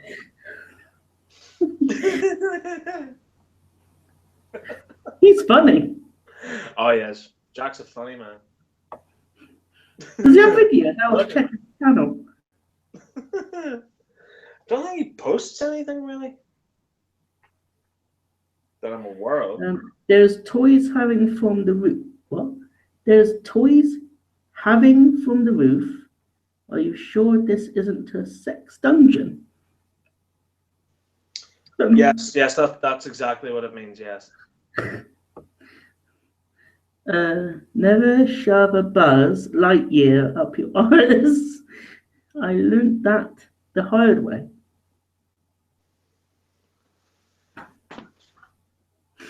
Yeah, thanks for watching, folks. Thanks for getting involved. Is that where the glorious CT Sonic is? Oh yeah, yeah, the CT Sonic's in there. What's the CT Sonic? That's the Celestial Toy Store Sonic Screwdriver, the 11th Doctor one. Absolutely beautiful, proper replica. It has its own space in there. Mummy, what's in the garage? Oh, nothing but just Anthony. One day that will be true. Come with me, and you'll be in a world of pointless plastic collectibles.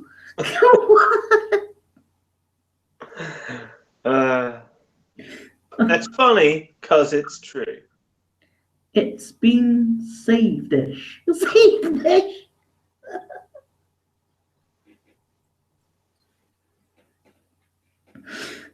Don't know what that means.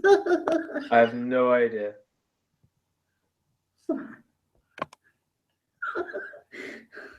um,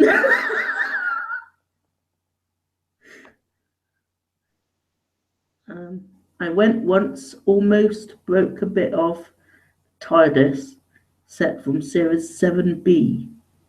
Oh yeah, 7 part. Is that 7 part 2? Yeah, I hear some of the Doctor Who experience there. And Two Penny Milks has done well, Jack. Anthony, my lovely Irish fucker. Yeah, I literally think these two are just having their own little chat. This is their Yeah. work now. Sometimes they do that, don't they? Like Yeah. side chats. Yeah, they do that in my live streams quite a lot because my live streams are just the worst kind of tripe you'll ever watch in your life. So like a lot of the times people will be like, why are you just sitting there eating dinner? Why? Oh, what, like when you did the is that the 24-hour one? Yeah. Oh God, never again. Never. No. Again. It was experience. I mean, I watched it as much as I could until I had to go to bed. I had to go to bed as well. It was rough.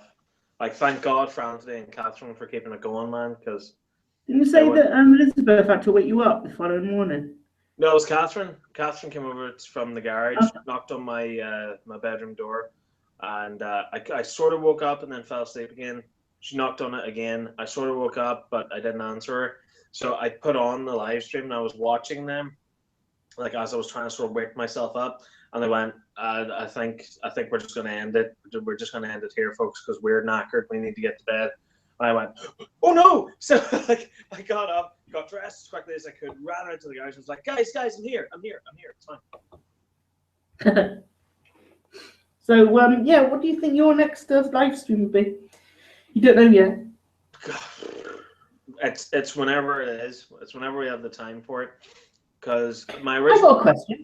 I got a question for you. How did you do your live streams, and how did you switch it from each room? It's on that OBS streaming software. Okay. So basically, you have two cameras, both plugged into the Mac. One camera in the studio, one camera in the collection room. And basically, what you do is you switch the visual and the mic over, depending on what room you're in. But the only downside to that is the sad fact that whenever you switch it over to the toy collection room, you can't read comments. We can't really interact too well. So I need to sort of work out a way to sort of get around that. There's not even a table out in the garage anymore, because before we had the table, we had the stools and stuff.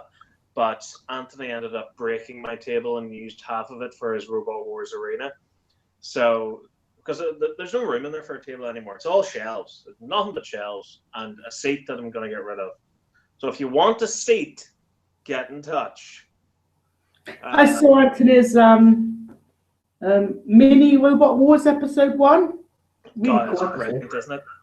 Yeah. It's so much fun. I love it. What's your next video? Well, this week's going to be a bit of a Doctor Strange week because Doctor Strange just got released on Blu-ray, and I have some awesome Doctor Strange stuff that I've yet to review. And because I haven't said Doctor Strange enough in this sentence, I'm going to say it again, Doctor Strange.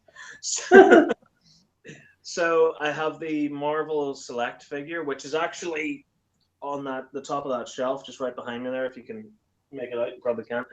But a review of it is on its merry way next, and then a very special video. I have a prop replica that a very good friend of mine made of Doctor Strange's sling ring that he uses in the movie. You know, whenever he's doing this whole portal-y sort of madness, like the ring that he wears on these two fingers. I have a prop replica of it, so I'm hoping to get that review done on Thursday, maybe Friday.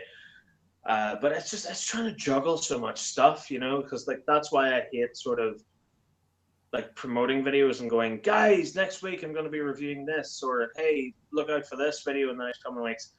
Because I never do it. I hardly ever get around to it because there's always something new that shows up on my door, or there's something else that happens, or I don't have time to make the video. So we'll see, but that's the plan anyway. Mm-hmm. To do that. Looking forward to Doctor Who coming back this year? Oh God, yeah, I can't wait. yeah, I am. It'll be nice. No, I need to get the Blu-ray of Doctor Who Series 9, complete one, because I only got the first part of that series on Blu-ray. Yeah, and I want to get the complete set because it's got bare extras on it as well, I think. Yeah, it has. Like that's what I've always done ever since Doctor Who came back. Like I don't buy the single releases. I'll always wait for the big box set because that's when you get everything. I saw it in Forbidden Planet today. It was quite expensive, so I couldn't buy it. Maybe I might ask it for my birthday later this year. No, I definitely recommend it. I would recommend it. Yeah, I did a review of it there whenever it came out, and the special features and stuff on it are excellent. So I definitely recommend it. I also saw what was that Christmas special called at the beginning of the year? Oh, the Return of Dr. Mysterio. Yeah. I saw that one in Forbidden Planet as well. Yeah, I think it's going to get released whenever the Series 10 box set comes out. So again, that's why I haven't picked that one up. I'm going to wait. Oh yeah, it might be on the box set, wouldn't it? So yeah. Yeah. Sometimes in the past I bought Christmas specials thinking they're not going to be on the season sets or series sets, and then I find out that when they do come out, they are on there. Yeah, no, they usually are. Like there was some sort of discrepancy with the Doctor, the Widow, and the Wardrobe, where they said it might not go on the Series 7 Blu-ray set. But honestly, I was good either way because I absolutely hate that episode. So, but they put it on there anyway, so points to them for consistency. Have you read your Ghostbusters Get Real comic yet? I have, yeah. It's awesome. I really, really loved it. I showed the Stay Puft and my other stuff, didn't I, at the beginning? Yeah. But not these ones yet, so I thought these were the comics. Nice. That one came out in June 1990. Wow, so I would have been, what, 3-4 months old when that came out? Yeah, and that cost £2. Wow. Actually, my sister bought me one as well sometime last week. I think I did a video about it. But I bought 3 because £2, that's cheap for these old ones. Very much so. This one as well. Class. In the last one, I was looking all through because they got like cases of these in the store we went into today. My sister bought me one last week, and it had like an adaptation of the Ghostbusters 2 story. Oh, awesome, man! Yeah, it was part one of an adaptation, you know, in the style of Real Ghostbusters. Part one of the story. I was there looking for them all today, trying to find the one with the part 2 of the story. Couldn't find it. I only got a part 1 of the one I got upstairs, and I was looking for the whole entire set that was there. And I thought, I want to get 3 of these, so I just went and just chose a random 3 of them. So here's the last one. Egon is some kind of entity, yeah.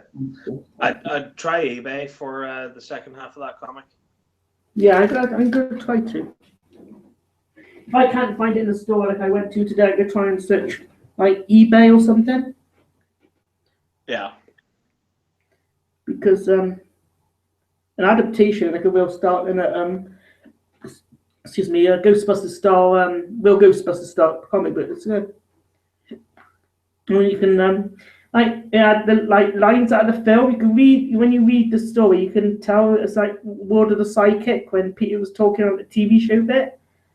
And you know when Dana stops the carriage at the beginning of the film before it goes off on its own. Yeah. And you can just tell there's dialogue right at the film. And how is it the mayor's assistant calls Peter Venkman a fraud? Well, you're telling me something about it. Where does it stop? Because it's more than one part. So what part of the movie does your comic end at? Okay. It ends, I think, the first point you see the Museum of Art for the first time. Right. Because I'm just trying to wonder here, because I had a little sort of Ghostbusters 2 storybook when I was a kid. My granny got it for me. I think it was like 25p out of like an old used bookshop. I remember reading it, and there was stuff in it that I hadn't seen in the movie. I was making me go, what the hell is this? And then obviously as an adult, I realized, it's deleted scenes, and the book itself was based off an early script idea. So it had all this extra stuff in it that was cut out for the movie.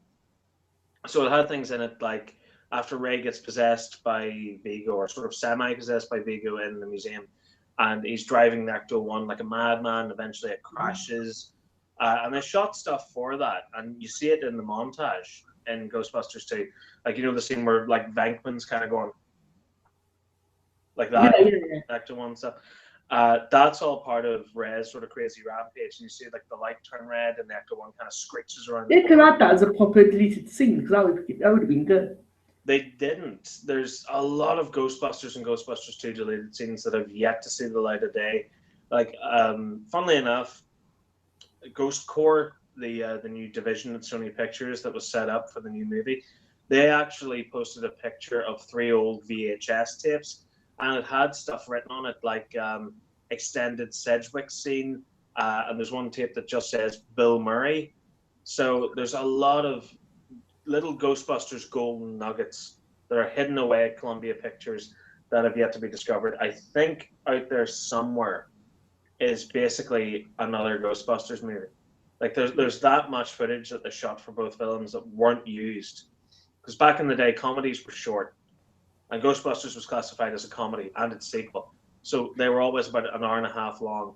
So it would have been good if they had a version that had these extra scenes, like even as a special feature or a deleted scene or something. I'd love to see it get released just like even online. Like to put it on the Ghost Corps website or something. But no, as I was saying about the storybook, like they had all these deleted scenes in it, and I'd lost my original copy of the storybook. I thought I had it, but I tore the house upside down trying to find it, didn't have it. Went on eBay and bought it, so it's now part of my Ghostbusters collection out in the garage. But yeah, like it's stuff like that fascinates me. So I was just wondering, with your comic, would it have been based off the script, or I take it then it must have been based off the movie, because like if it's set up the sort of same way, if the stuff in the comic book looks the same as it does in the movie, then I take it was based off the actual movie and not off like an early script like the storybook was. Yeah, I think it would have been. In the Ghostbusters video game, I met the part of, I think, I don't know, this is after what I'm about to mention. You go to follow Egon.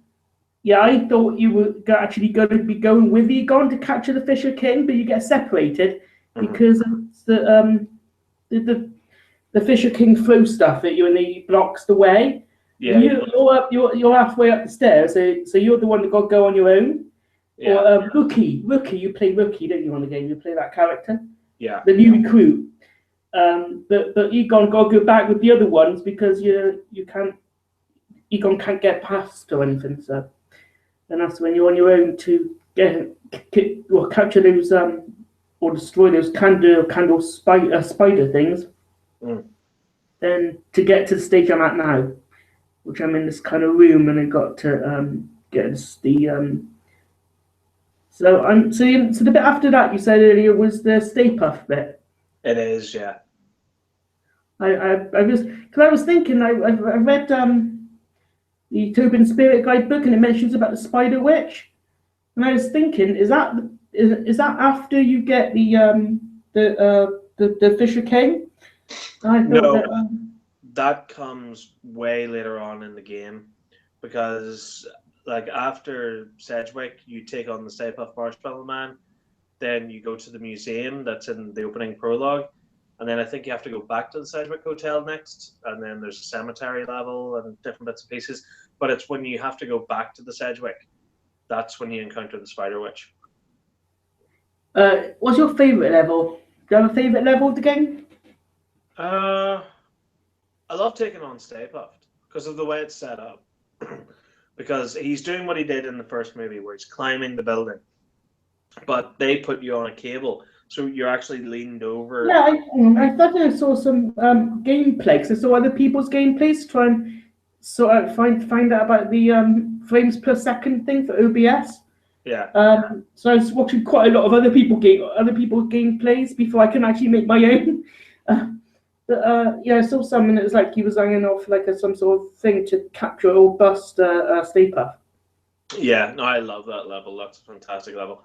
Oh, there's an island that comes out of the river, and it's like this ancient sort of castle that was drowned many years ago. I think it's Shandor's castle, Evo Shandor's castle.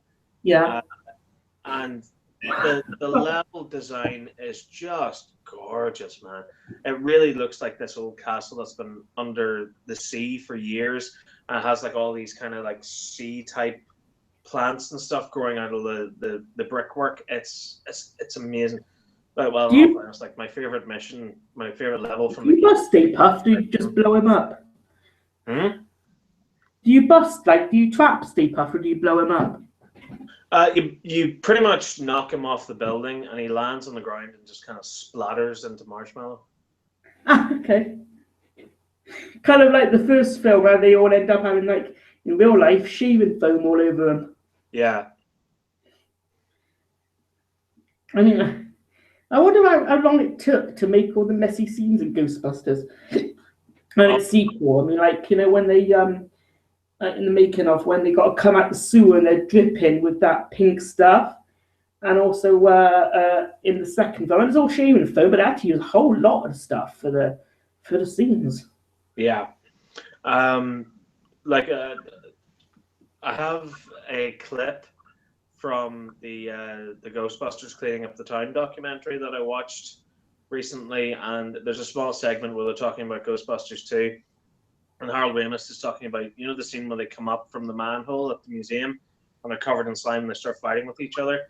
They filmed that shot, and it was in New York at wintertime. I was in New York at wintertime. I can tell you for a fact, it is freezing over there. It's so cold. And these three fellas are sitting there in their underwear trying to have a fight while covered in slime. So they film the scene. It's a rough shoot. They get that done. And next thing you know is Ivan Reitman, the director, approaches Harold Ramis and says, "We need to film this scene again because there was something wrong with the lens on the first take."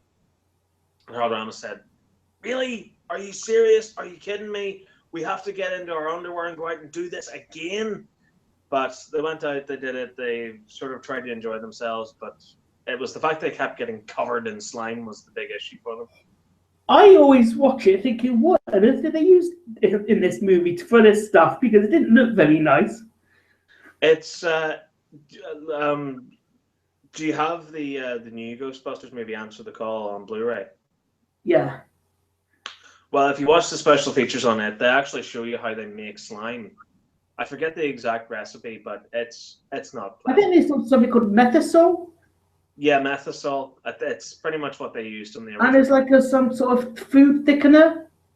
Yeah, and then they put the colouring in. Mixed with colour and something else, I think. Yeah. So I think that's pretty much what they used for the original movie as well. And like again, in the Cleaning Up the Town documentary, they actually have a segment where they talk about how they made the slime and how they put like different sort of waxes and stuff in it, so it gave it this really sort of thick, kind of pulpy look. Yeah. I mean, any idea when that documentary is going to be released? I don't know, man. I've been waiting on this thing coming out for about 5-6 years now. That's how long it's been. They said this year, because the Kickstarter ended this year, and they've been out filming and filming and filming. They have rough cuts of the movie and stuff like that all put together. So I'd say maybe August this year. Because I'm yeah, maybe August. Maybe if we're lucky. Because I was going to interview Claire Breno and Anthony Breno. Yeah. But she sent me a message saying it's best to do that when the actual documentary is being released now. Yeah. Because we interviewed Anthony and Claire about 2 years ago now, I think it was, on the Following 3 years ago on the Following the Nerd live. They seem like really nice people. They are. They're really nice people. We interviewed them about 3 years ago on the Following the Nerd radio show. We're chatting away to them back then. So I think that's a telling sign. If they turn around and said to you, let's wait until it's out, I think that's a sign we're almost at the end now. I think it's going to come out this year, because they've had enough interviews with enough people now that enough people know what it is, what they're trying to accomplish with this documentary, and all that sort of business. So if they're turning around saying, no more interviews until it's out, I think that means it's on the cards. It's going to happen soon. Yeah. So I mean, I look forward to seeing that as well, because it's been going on for what, since 2008? Before that, even? Yeah, easily. Because I heard about it. I don't know. I can't remember. It was that long ago I first heard about it, and then it sort of resurfaced again, and then it went away again, and then a trailer for it came out, and that went away again, and then we interviewed Anthony and Claire, and that was sort of the definitive answer for us, really. That it's such a monster of a challenge to try and make this. I'm glad that Howard Ramis is part of the interview as well, because of his death and that. Yeah, I thought that's really nice. So it's almost like a little sort of time capsule in a way, where he filmed all these interviews that long ago, and now he's passed away. It's almost like we're going to get a little bit of Harold Ramis back again with this documentary, because it's footage of him talking about Ghostbusters that no one's ever seen before. And when we got the news that Harold Ramis had passed away in 2014, we thought we'd never get something like this again. So it's really nice that, and again, it's another sort of lovely little tribute and a love letter to the fans, that we're going to get a little bit of extra Ramis, a little bang for our buck. We're going to get to see Harold Ramis talk about Ghostbusters one final time. Oh, that'll be good. Did you know that Vigo in the movie that what's his name? Wilhelm von Homburg didn't provide the voice for Vigo in the film? Oh yeah. Oh, trust me, I'm well. It was somebody that actually dubbed his voice. Yeah. Because the actual actor that dubbed his voice for the second film comes back for the video game. Yeah. So but way back, I never knew it was actually just. I thought it was Wilhelm with his own voice. But I recently watched a pre-recording, and Wilhelm used his own voice. It didn't sound nothing like Vigo. No, it wouldn't do. It's actually the guy that they used to do the voice is the guy that plays Lor San Tekka in Star Wars: The Force Awakens. Okay. You know, the old man that Kylo Ren sort of cuts down at the start of the movie? That's him. That's Vigo. Okay. And also, I didn't know this, but you know when they're walking through the underground, when they're trying to first locate the opening for the River of Slime, and the ghost train goes through Winston. Yeah. And just after, there's a voice that goes, Winston. That's also Vigo's voice as well. Oh yeah.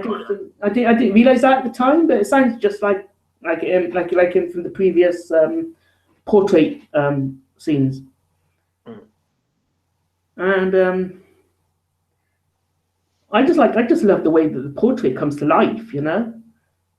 And you see this face come through when when Janosch is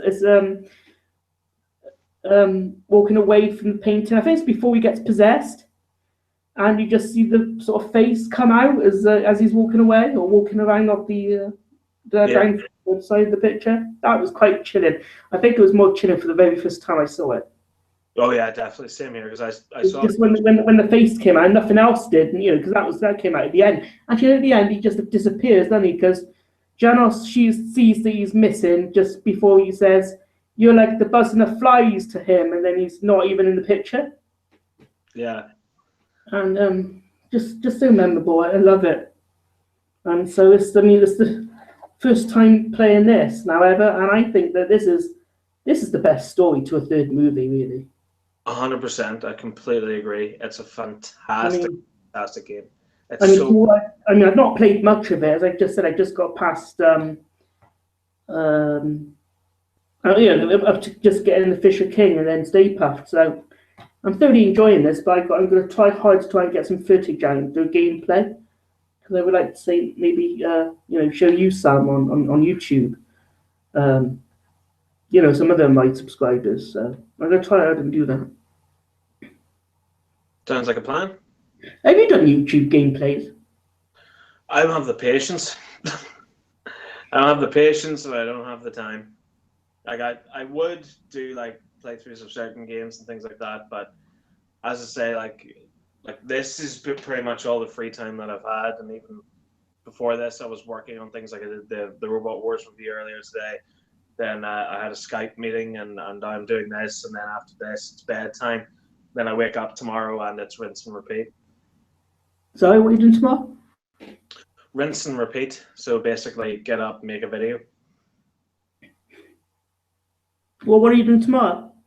That's the Doctor Strange figure, hopefully. I'll be putting together. So yeah, it's an ongoing cycle, but that's the crazy life I live. It sounds like fun, like that. Yeah, it is. I can't really picture myself doing anything else with my life, so this is what I do to kill time until I eventually die. Well, do you see yourself as like old man still doing the reviews? Oh God, yeah, like it'll come on like Votesaxon07. Do you see if you've got any more questions quickly, and then like you see these old hands sort of come in and go, "Hello, YouTube viewers and random Doctor Who fans. I'm here today to review this, which is the 27th Doctor, and here he is. Here he is in a box. It cost £500, and it has no accessories." And that's basically me for the rest of my life. It looks like they've been talking to themselves again during the comments. Oh God, of course they've been talking to themselves. Talk amongst yourselves, folks. We're just going to sit here and chat about nonsense.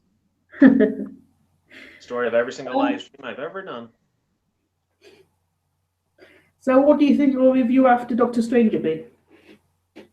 Haven't a clue. Just whatever's next.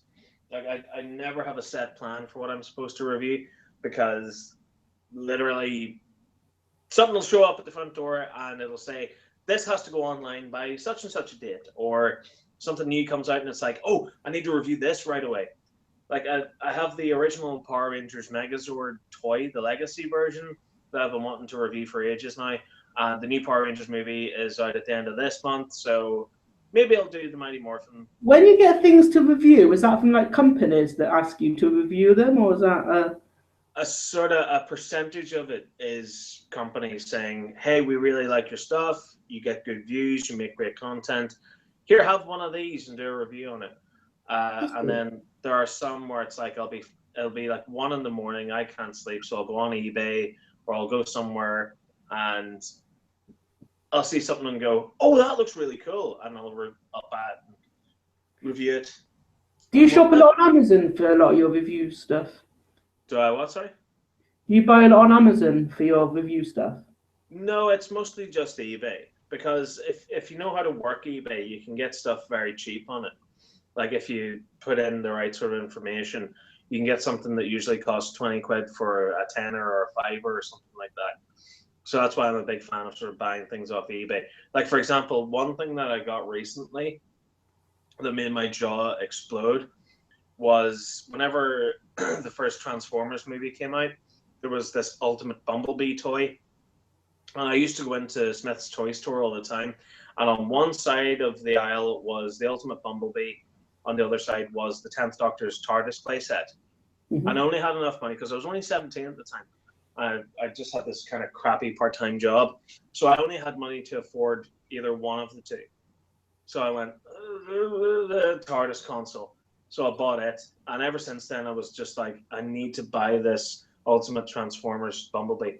So I was on eBay, eBay recently, and I was looking for a Transformers toy for Anthony for his birthday. And I sort of stumbled across it, and it was cheaper than what it was when it first came out, and it was still mint in box. It was brand new. I couldn't believe it. I bought it, it arrived, and it looked like it had just come off a shelf.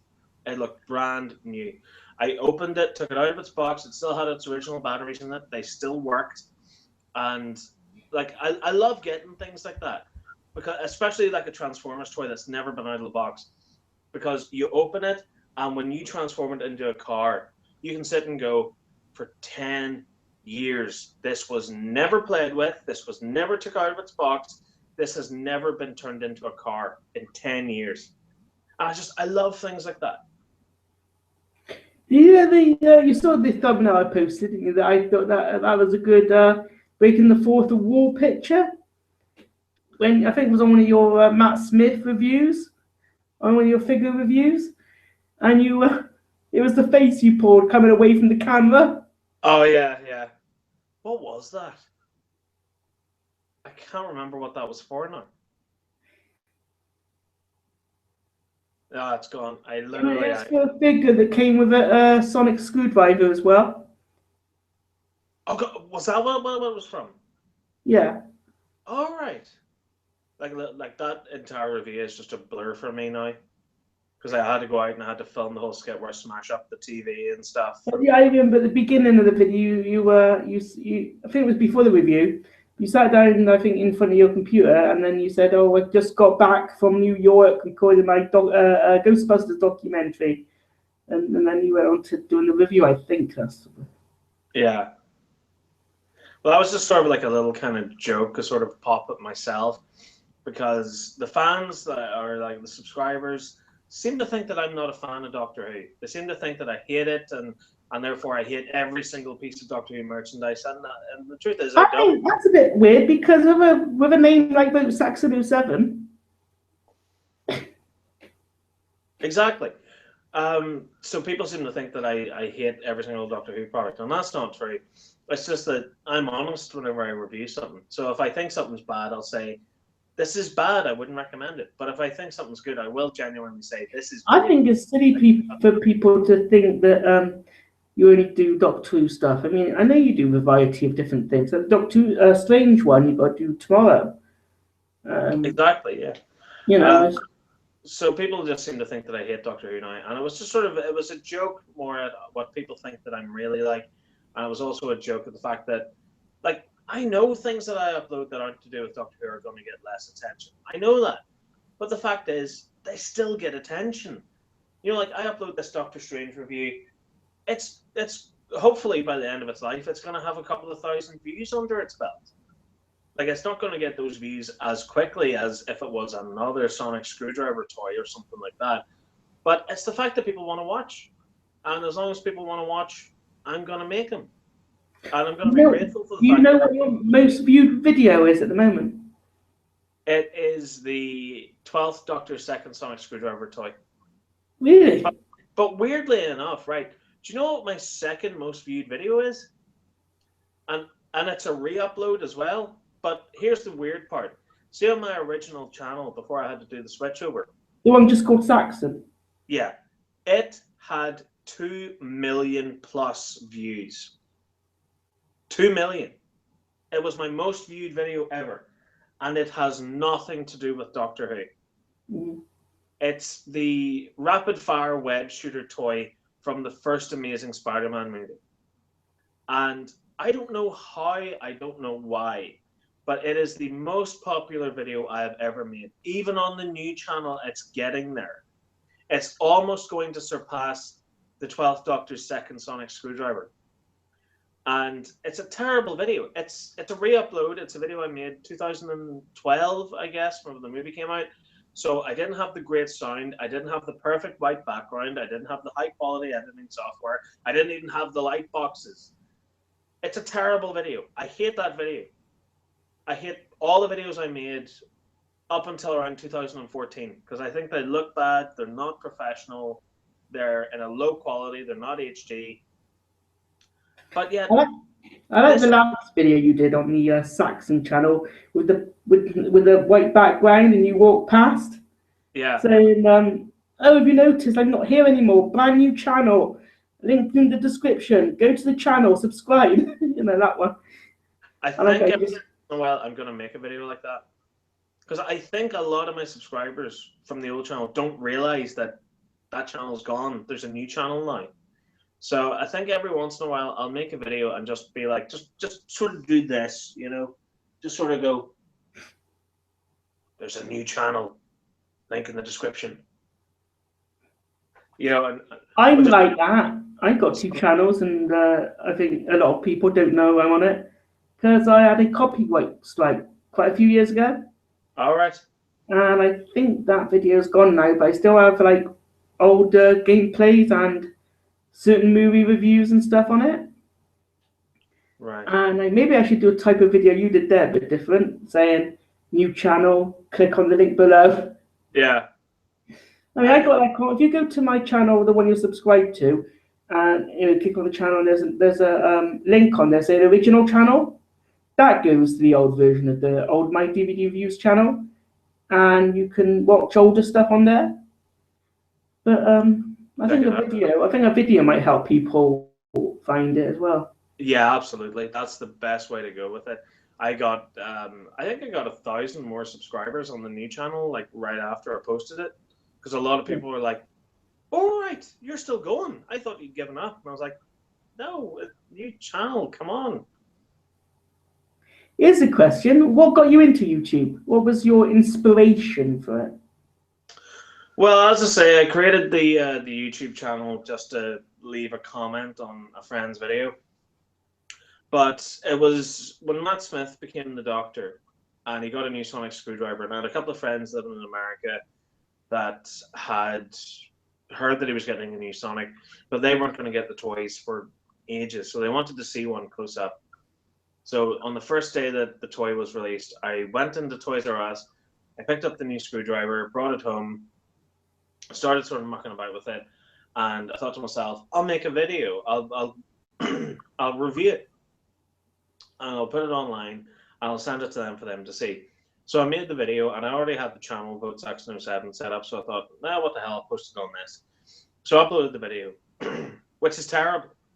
It's possibly one of the worst videos I've ever made. It was made on a smartphone that I bought in 2009, which had terrible quality. It was all pixelated. It was a cardboard background. I sound like I'm dying at this point because I'm like, hello YouTube viewers and random Doctor Who fans, and here today to review this for yourselves, which is... I think I've seen some of the old videos like that.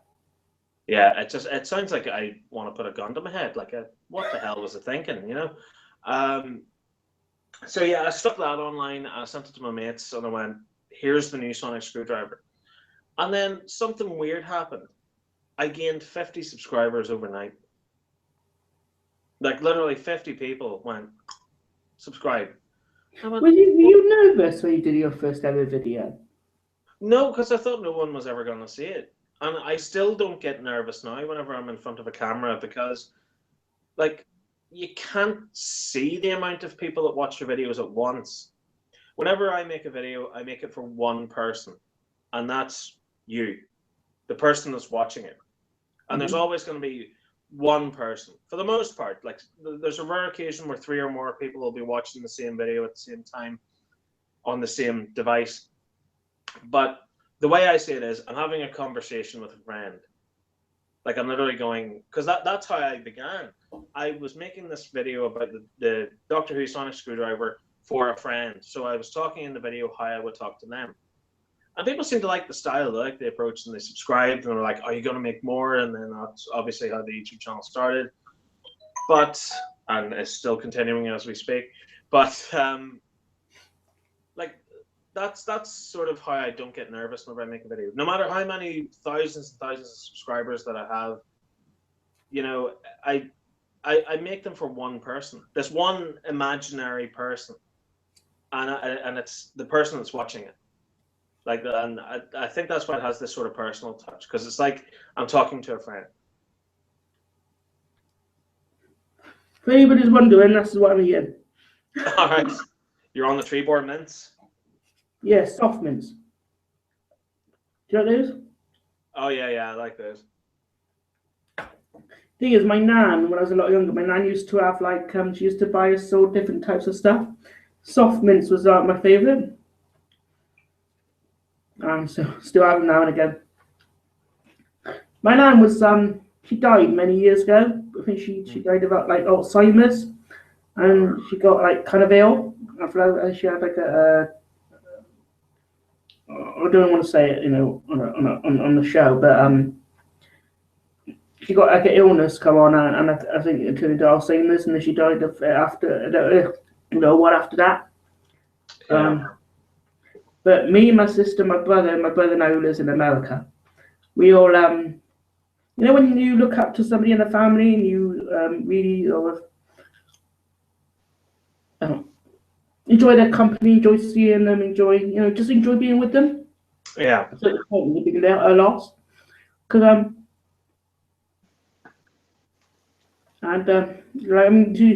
she used to do like Sunday roast dinners and all that sort of stuff.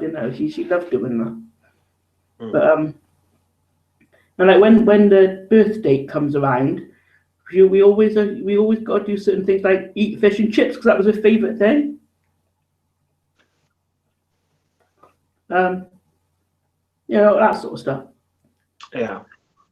Because I remember when your mum and dad, you did like a tribute, because you had like a video with them in. Yeah. They were good. I enjoyed those videos. Well, it's one of those things, that whenever someone that's special in your life that isn't in your life anymore, like you want to share them with as many people as you can, because they aren't here anymore to share themselves. So you kind of have to do it really kind of for them in a way. Like you have to say that there were people that once existed, and they were awesome people, and I want to keep them alive, like not just in myself, but in those around me. And the biggest reach that I have obviously is YouTube. So I thought it'd be nice to every once in a while sort of bring them up and talk about them. And like the last video I made about them was late last November, because that marked a year since my dad had passed away. Yeah. So I wanted to do something sort of special to kind of tribute him. And then while I was kind of thinking about that, I thought I'd never really made a video about Mom. Like I made the slideshows whenever both of them passed away. And that was sort of like their little tribute, but it was just pictures of them. You never got a sense of who they were. And that's why after Mum died, I tried to get Dad to do as many videos as I possibly could. I liked the video when you were showing the sonic screwdriver. Oh, to Dad? Yeah. Yeah. That is heightened in a way, but that is genuinely how he would react to most of the stuff that I got. Like he would literally sit there and go, "What the hell is this? What is this?" And I'd sit and go, "This is a beautiful, gorgeous artisan prop replica of the 11th Doctor sonic screwdriver from Doctor Who." Much as that? That was about £700. What? Yeah. You spent £700 on this? Because he didn't understand what it was, So, like, even with like toys and stuff, I actually don't think I ever told him that I spent £700 on a prop replica. If I did, it probably would have killed him. So, like, I show him the toys and stuff, because like Dad was a penny pincher, much like Mom, much like myself to a degree. Were your parents fans of Doctor Who? Mum was. Mum introduced me to Doctor Who. But, like, for example, I'd show Dad like a sonic screwdriver toy, like a plastic kid's toy, £15 out of a toy shop. I'd show it to him and he'd go, "So what is this?" And I'd go, "It's a sonic screwdriver toy." "A toy? What age are you?" "I'm 24. "And why are you playing with toys?" "No, I'm not playing with toys. I'm collecting toys." "So how is that any different?" I don't play with them. So let me get this straight. You buy toys designed for children, and you don't play with them, even though they were designed to be played with. What do you do with it? I put it on a shelf. Why? Because I'm a toy collector, and that's what I do. But what's the point of it? Why would you waste £15 buying this? I don't have an answer. You're a buck agent, so we are. Get out of my sight. And that's pretty much how it would go down. But yeah, I think Mum was more a Doctor Who fan than Dad was. Dad never watched any television. Like if I was watching television with Mum would be watching soaps like Coronation Street or Emmerdale, EastEnders, things like that. And whenever I was about 6 and the Paul McGann movie came into sort of being, I remember my mum sitting me down and saying, Doctor Who's on. Do you want to watch it? And I went, what is it? And she went, it's about an alien. And I went, an alien? Yeah, it's an alien that can time travel. Time travel? Because I was big into my Back to the Future and stuff by then. So she sat me down and she put it on for me. And I remember, like, in our kitchen back then, there was like an archway, like a door that led from our living room straight into our kitchen. I got to the point where the master sort of became like this weird little snake demon thingy, and he was CGI, and I remember him just like going bah! And like popping up into the screen. I got that terrified by it that I wasn't hiding behind the sofa. I was hiding behind that kitchen door. Like even as an adult, I have these strong memories of staring at my mum's handbag, which was hanging over the handle of the kitchen door. And I was just staring at it going, should I go back into the living room? Is it over? Is that snake not on the TV anymore? And then eventually I got my bravery back and went back and sat down until the next time something scared the crap out of me and rinse and repeat. So yeah, I was kind of drafted into the world of Doctor Who through exposure. What's your Have you got the Power Rangers Legacy Mortar, the Mighty Morphin one? I have both of them actually. I have the regular one with 5 power coins, and I have the Green Ranger / White Ranger one as well. Do you know if they're still available? I don't think so. I think they're actually very big collectible items now. So you go on eBay, they're a fair price now. Like the Legacy Megazord that I picked up, I only got it as cheap as I did because the box was damaged. But if you want one brand new in box, it's £200 for it. Really? It's not a fortune, and it's a kid's toy. It's just a toy. Like it's cheap plastic. It's with like the crappy 90s stickers on the sides and stuff. It's the exact same toy that came out back in 1995, but it's £200 because it's in a special box. It's the weirdest thing, man. So strange. As a kid, I used to have the I think it was the Legacy one. It was before that, the Saber sword. Oh yeah, the White Ranger sword. With the talking head on it. I think a friend of mine who dresses as the White Ranger at conventions, he has the Saber sword as well. Yeah. But I think it's the Legacy edition. I don't think it's the toy. What's the difference between the Legacy versions and the toys? As far as I can see, not much. With the Power Morphers, they're actually made out of metal as opposed to the toys, which were plastic. But with the Megazord, it's the exact same toy that you had as a kid. Yeah. You know, it's made out of plastic. It looks exactly the same. Same with the sword. It's plastic. It's a kid's toy. Are you okay until say 11:30? Yeah, grand too. Okay, because we started a little bit late, so I thought we'd we'll just wait out to give people a little extra bang for their buck. What's it? See a couple of minutes anyway. So are you still? What's your? You gonna play Ghostbusters again, the game, or? Oh yeah, I always do a playthrough of it pretty much every year. The only reason why I played it again so soon is because I got back from New York. I made the Ghostbusters documentary. I got some sleep, got caught up on my sleep, and then I went, I'm still buzzing. I'm still in Ghostbusters mode. What am I gonna do? And then I dug out the PlayStation 3, dug out my copy of the game, fired it in, and just bam, just played it. Like usually I wait till around sort of May or June or July sort of time whenever I replay the game, because I'm actually currently replaying Grand Theft Auto 4 at the moment, which is a lot harder and much more annoying than I remember it being because of the controls for the cars and stuff. But I have this sort of nerd calendar that I follow. So like every year I will do a rewatch of something. I'll do a replay of a game like in my spare time whenever I get the chance to. Like we just finished watching Scrubs, the box set of Scrubs. I watch that once a year. I'm not on my. I love Scrubs, man. But we finished watching it.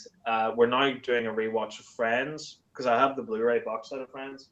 In fact, it's sitting on the floor over there. So we're doing. Does Elizabeth like Friends? Does Elizabeth like Friends? She's never seen it. She never saw Scrubs.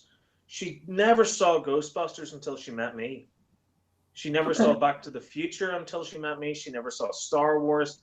You name a movie, Elizabeth hasn't watched it. And now she's a big fan like you. That honestly, it was like I was watching Ghostbusters for the first time ever whenever I watched it with Elizabeth, because she'd never seen it before. And as the movie went on, and I kept looking at Elizabeth. I was looking at Elizabeth more than I was looking at the TV screen. But I just kept looking at her, and you could see on her face she was falling in love with this franchise. Like, she was such a big fan of it by the end of it. She was like, can we watch it again? And I was like, I think I might marry you someday. No, I was like, no, there's a sequel. And she went, they made another one? And I went, yeah, it's Ghostbusters 2. And she went, pop it in. So I stuck it in. So you had to put it on straight after watching the first one? Yeah. She was like, can we watch Ghostbusters again while the credits were rolling? Like, literally, Slimer had just come at the screen and Cleaning Up the Town had just started playing as the credits started to roll. And she was like, can you put that back to the start? Can we watch that again? And I went, there's a sequel. Do you not want to watch the second one instead? And she literally just went, there's two? They made a second one? And I popped that in. She loved it just as much. And I just went, this is unbelievable, man. You know, and then, like, same thing happened with Back to the Future. Like, we got to the end of the first Back to the Future movie, and, like, she went, oh, is that it? And I went, there's two more. And she went, there's two more? There's three of them? And, like, so we popped in the second one. It was quite late at night, and it got to the end of the second movie with the whole to be continued thing. And I went, right, okay, so we watched two. It's now 2 o'clock in the morning. Should we go to bed and go to sleep? And she went, stick the third one in. I went, okay. Did she manage to get through that one as well without sleeping? Yeah. No, Elizabeth was like, she was sitting on the sofa, and she was like right on the edge of the sofa like this. And I was sitting on the sofa next to her like this. That is the first time I've heard somebody want to watch a movie and be absolutely glued to it, and watch it all. She was, because Elizabeth watched sort of a lot of TV growing up, but I think she was more into her video games and that sort of thing. So she never really watched Scrubs. She caught the occasional episode of Scrubs. Same with Friends. She'd seen the occasional episode of Friends, but she'd never done Series 1, Episode 1, all the way up to the final series, final episode in a row. She'd never done that before. So, like, I decided to do that with her. And then, like... Did she like Buffy and Angel? Yeah, I was just about to say, like, we did the watch through of Buffy and Angel last year, but we did it wrong, because on my yearly watch through of Buffy and Angel, I'd always watch Buffy on Netflix, and then I'd watch Angel on the DVD. And because I have Netflix on the PlayStation 4, it meant that whenever it was time for Angel to start with Buffy season 4, we'd watch one episode of Buffy, one episode of Angel, one episode of Buffy, one episode of Angel. And it was so much easier. I don't do that. I watch one thing first, then we watch all of Buffy, then I want all of Angel. But it kind of makes sense, doesn't it, when you watch like the two with season 4? Yeah, season 4 of Buffy and then first season of Angel. It makes sense. Before, that's what I used to do, because I have Netflix on the PlayStation 4. So you'd watch Buffy on Netflix, and then literally it was a case of just coming out of Netflix, going into the DVD, and watching the corresponding episode of Angel. The worst part is last year they took Buffy off Netflix, so I had to use my my DVD box sets to watch Buffy and Angel. That means you have to pop out the disc, pop in the next disc after each episode, and it becomes a bit of a slog after a while. But we decided to watch all of Buffy, and then when that was done, watch all of Angel, and we never finished Angel because like one show kind of corresponds to the other as it kind of goes along.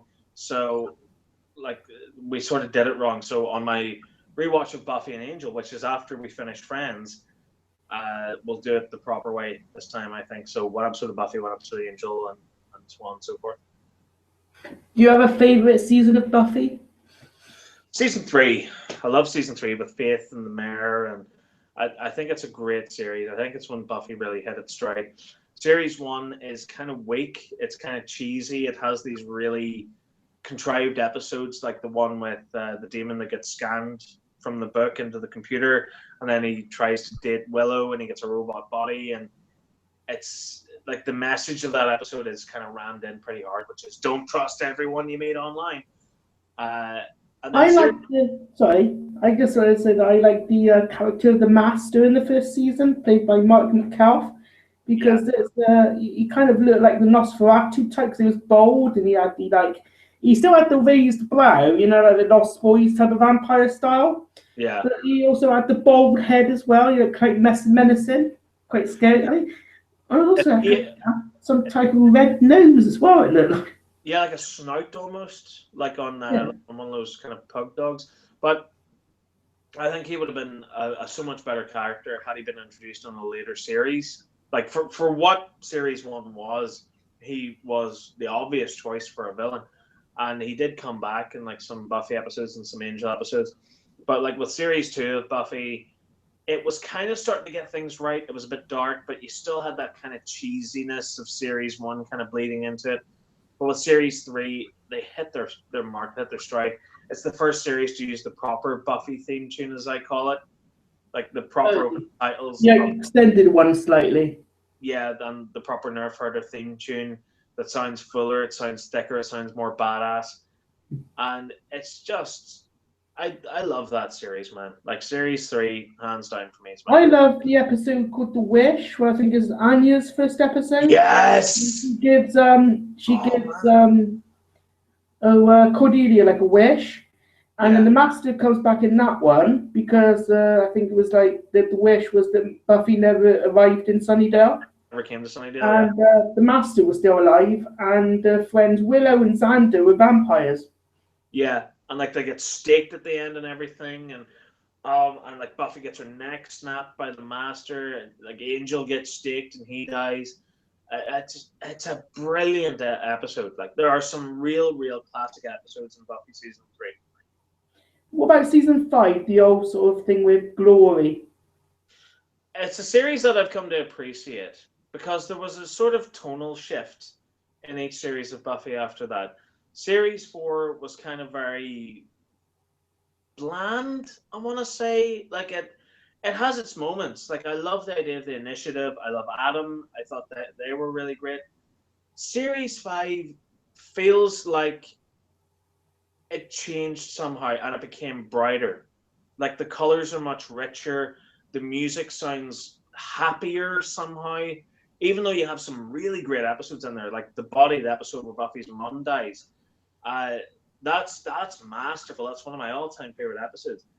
But for me, like if you say to me Buffy season 5, I immediately think bright, cheery, sunny, this weird sort of modern day version of cheese is what I see. I see basically those shows like The OC or Beverly Hills 90210 that just happens to have vampires in it. And that's how it's shot and how it's filmed. And I think they realized that, and that was their mistake. So whenever season 6 came along, it got dark as balls. And I thought the final season 5 was quite like emotional in a way for the final, because like Buffy dying and having to be dead because of her blood, sort of making the. Right. Do you know that was originally supposed to be the last ever episode. Yeah. That's how Buffy was going to end originally, and then UPN bought the rights to the series, and then they made season 6 and 7. Season 7 I really enjoy. A lot of people give it grief, but I really, really love season 7. Like with the Uber vamps and stuff, and the first evil. Because that's something that bothers me about season 3. Because it has this great episode. It has all these great episodes like the Wish and stuff.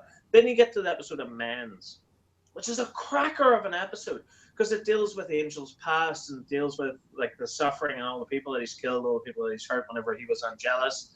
And it turns out it's the first evil manipulating him. How do you fight that? It's basically a ghost that has this army of weird monks with no eyes. And it just sort of buggers off. It disappears. Like, because it thinks that Angel's going to go and kill himself by sunlight. But then, of course, it snows, it blocks out the sun, so he's saved. But the first evil just kind of goes away. And then in season 7, it comes back and they have the final resolution with it. So I like what they did. I love the effects of, when they, like, in the first season, you find the vampires look human, but then they sort of morph, and you can sort of, there's an effect, there's like a side effect, you can actually hear the morph as well. Yeah. You can sort of hear their bones crack when their brow or evilness comes out. I thought that was genius because no one had ever thought of that before. Like, sort of, and then there are things in The Lost Boys where Kiefer Sutherland will look human and then he'll look more demonic, but it's sort of something that just happens. Whereas Buffy was the first to ever do the morph effect, where it goes from looking like a normal human face to like the sort of vampire kind of snotty, snarling sort of permanent vampire face, and then back again. Yeah. And also Angel and his Angelus side, I always thought that was really entertaining. Quite well acted by David Boreanaz. Yeah, well, it's the Dr. Jekyll and Mr. Hyde sort of scenario, isn't it? Where you're kind of battling your primal urge, and it's a great metaphor for becoming a man, really, because you have to sort of lock that sort of side of you away, and it's always sort of on the edge. It's sort of trying to creep back in, and you sort of have to keep it pushed out. But what happens whenever you give into it and you become the beast, you become the animal, you become uncivilized. So it was a great metaphor for losing the soul, was the equivalent to because perfect happiness, wasn't it? You had to have perfect happiness for him to revert back. And in many ways, he had to have like a magic happen to have been reinsouled again. And then that started Willow down the path of being a witch, which led to what happened in season 6, where ultimately Willow became the bad guy. Yeah. But no, love me some Buffy. At the very beginning of season 5, when I first saw it for the very first time, I didn't really understand the two characters of Ben and Glory. Yeah, they were the same. And how they're the same person, yet sometimes Glory morphs back into Ben, him back into her. Yeah.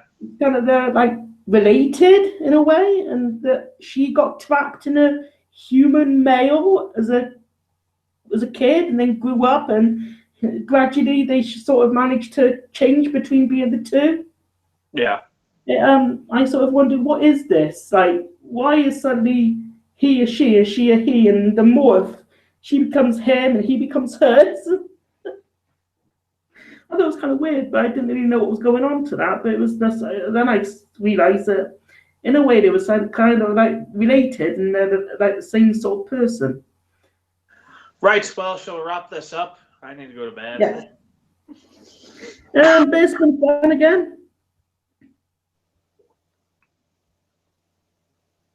I'll just quickly check and see if we got any. I have final comments.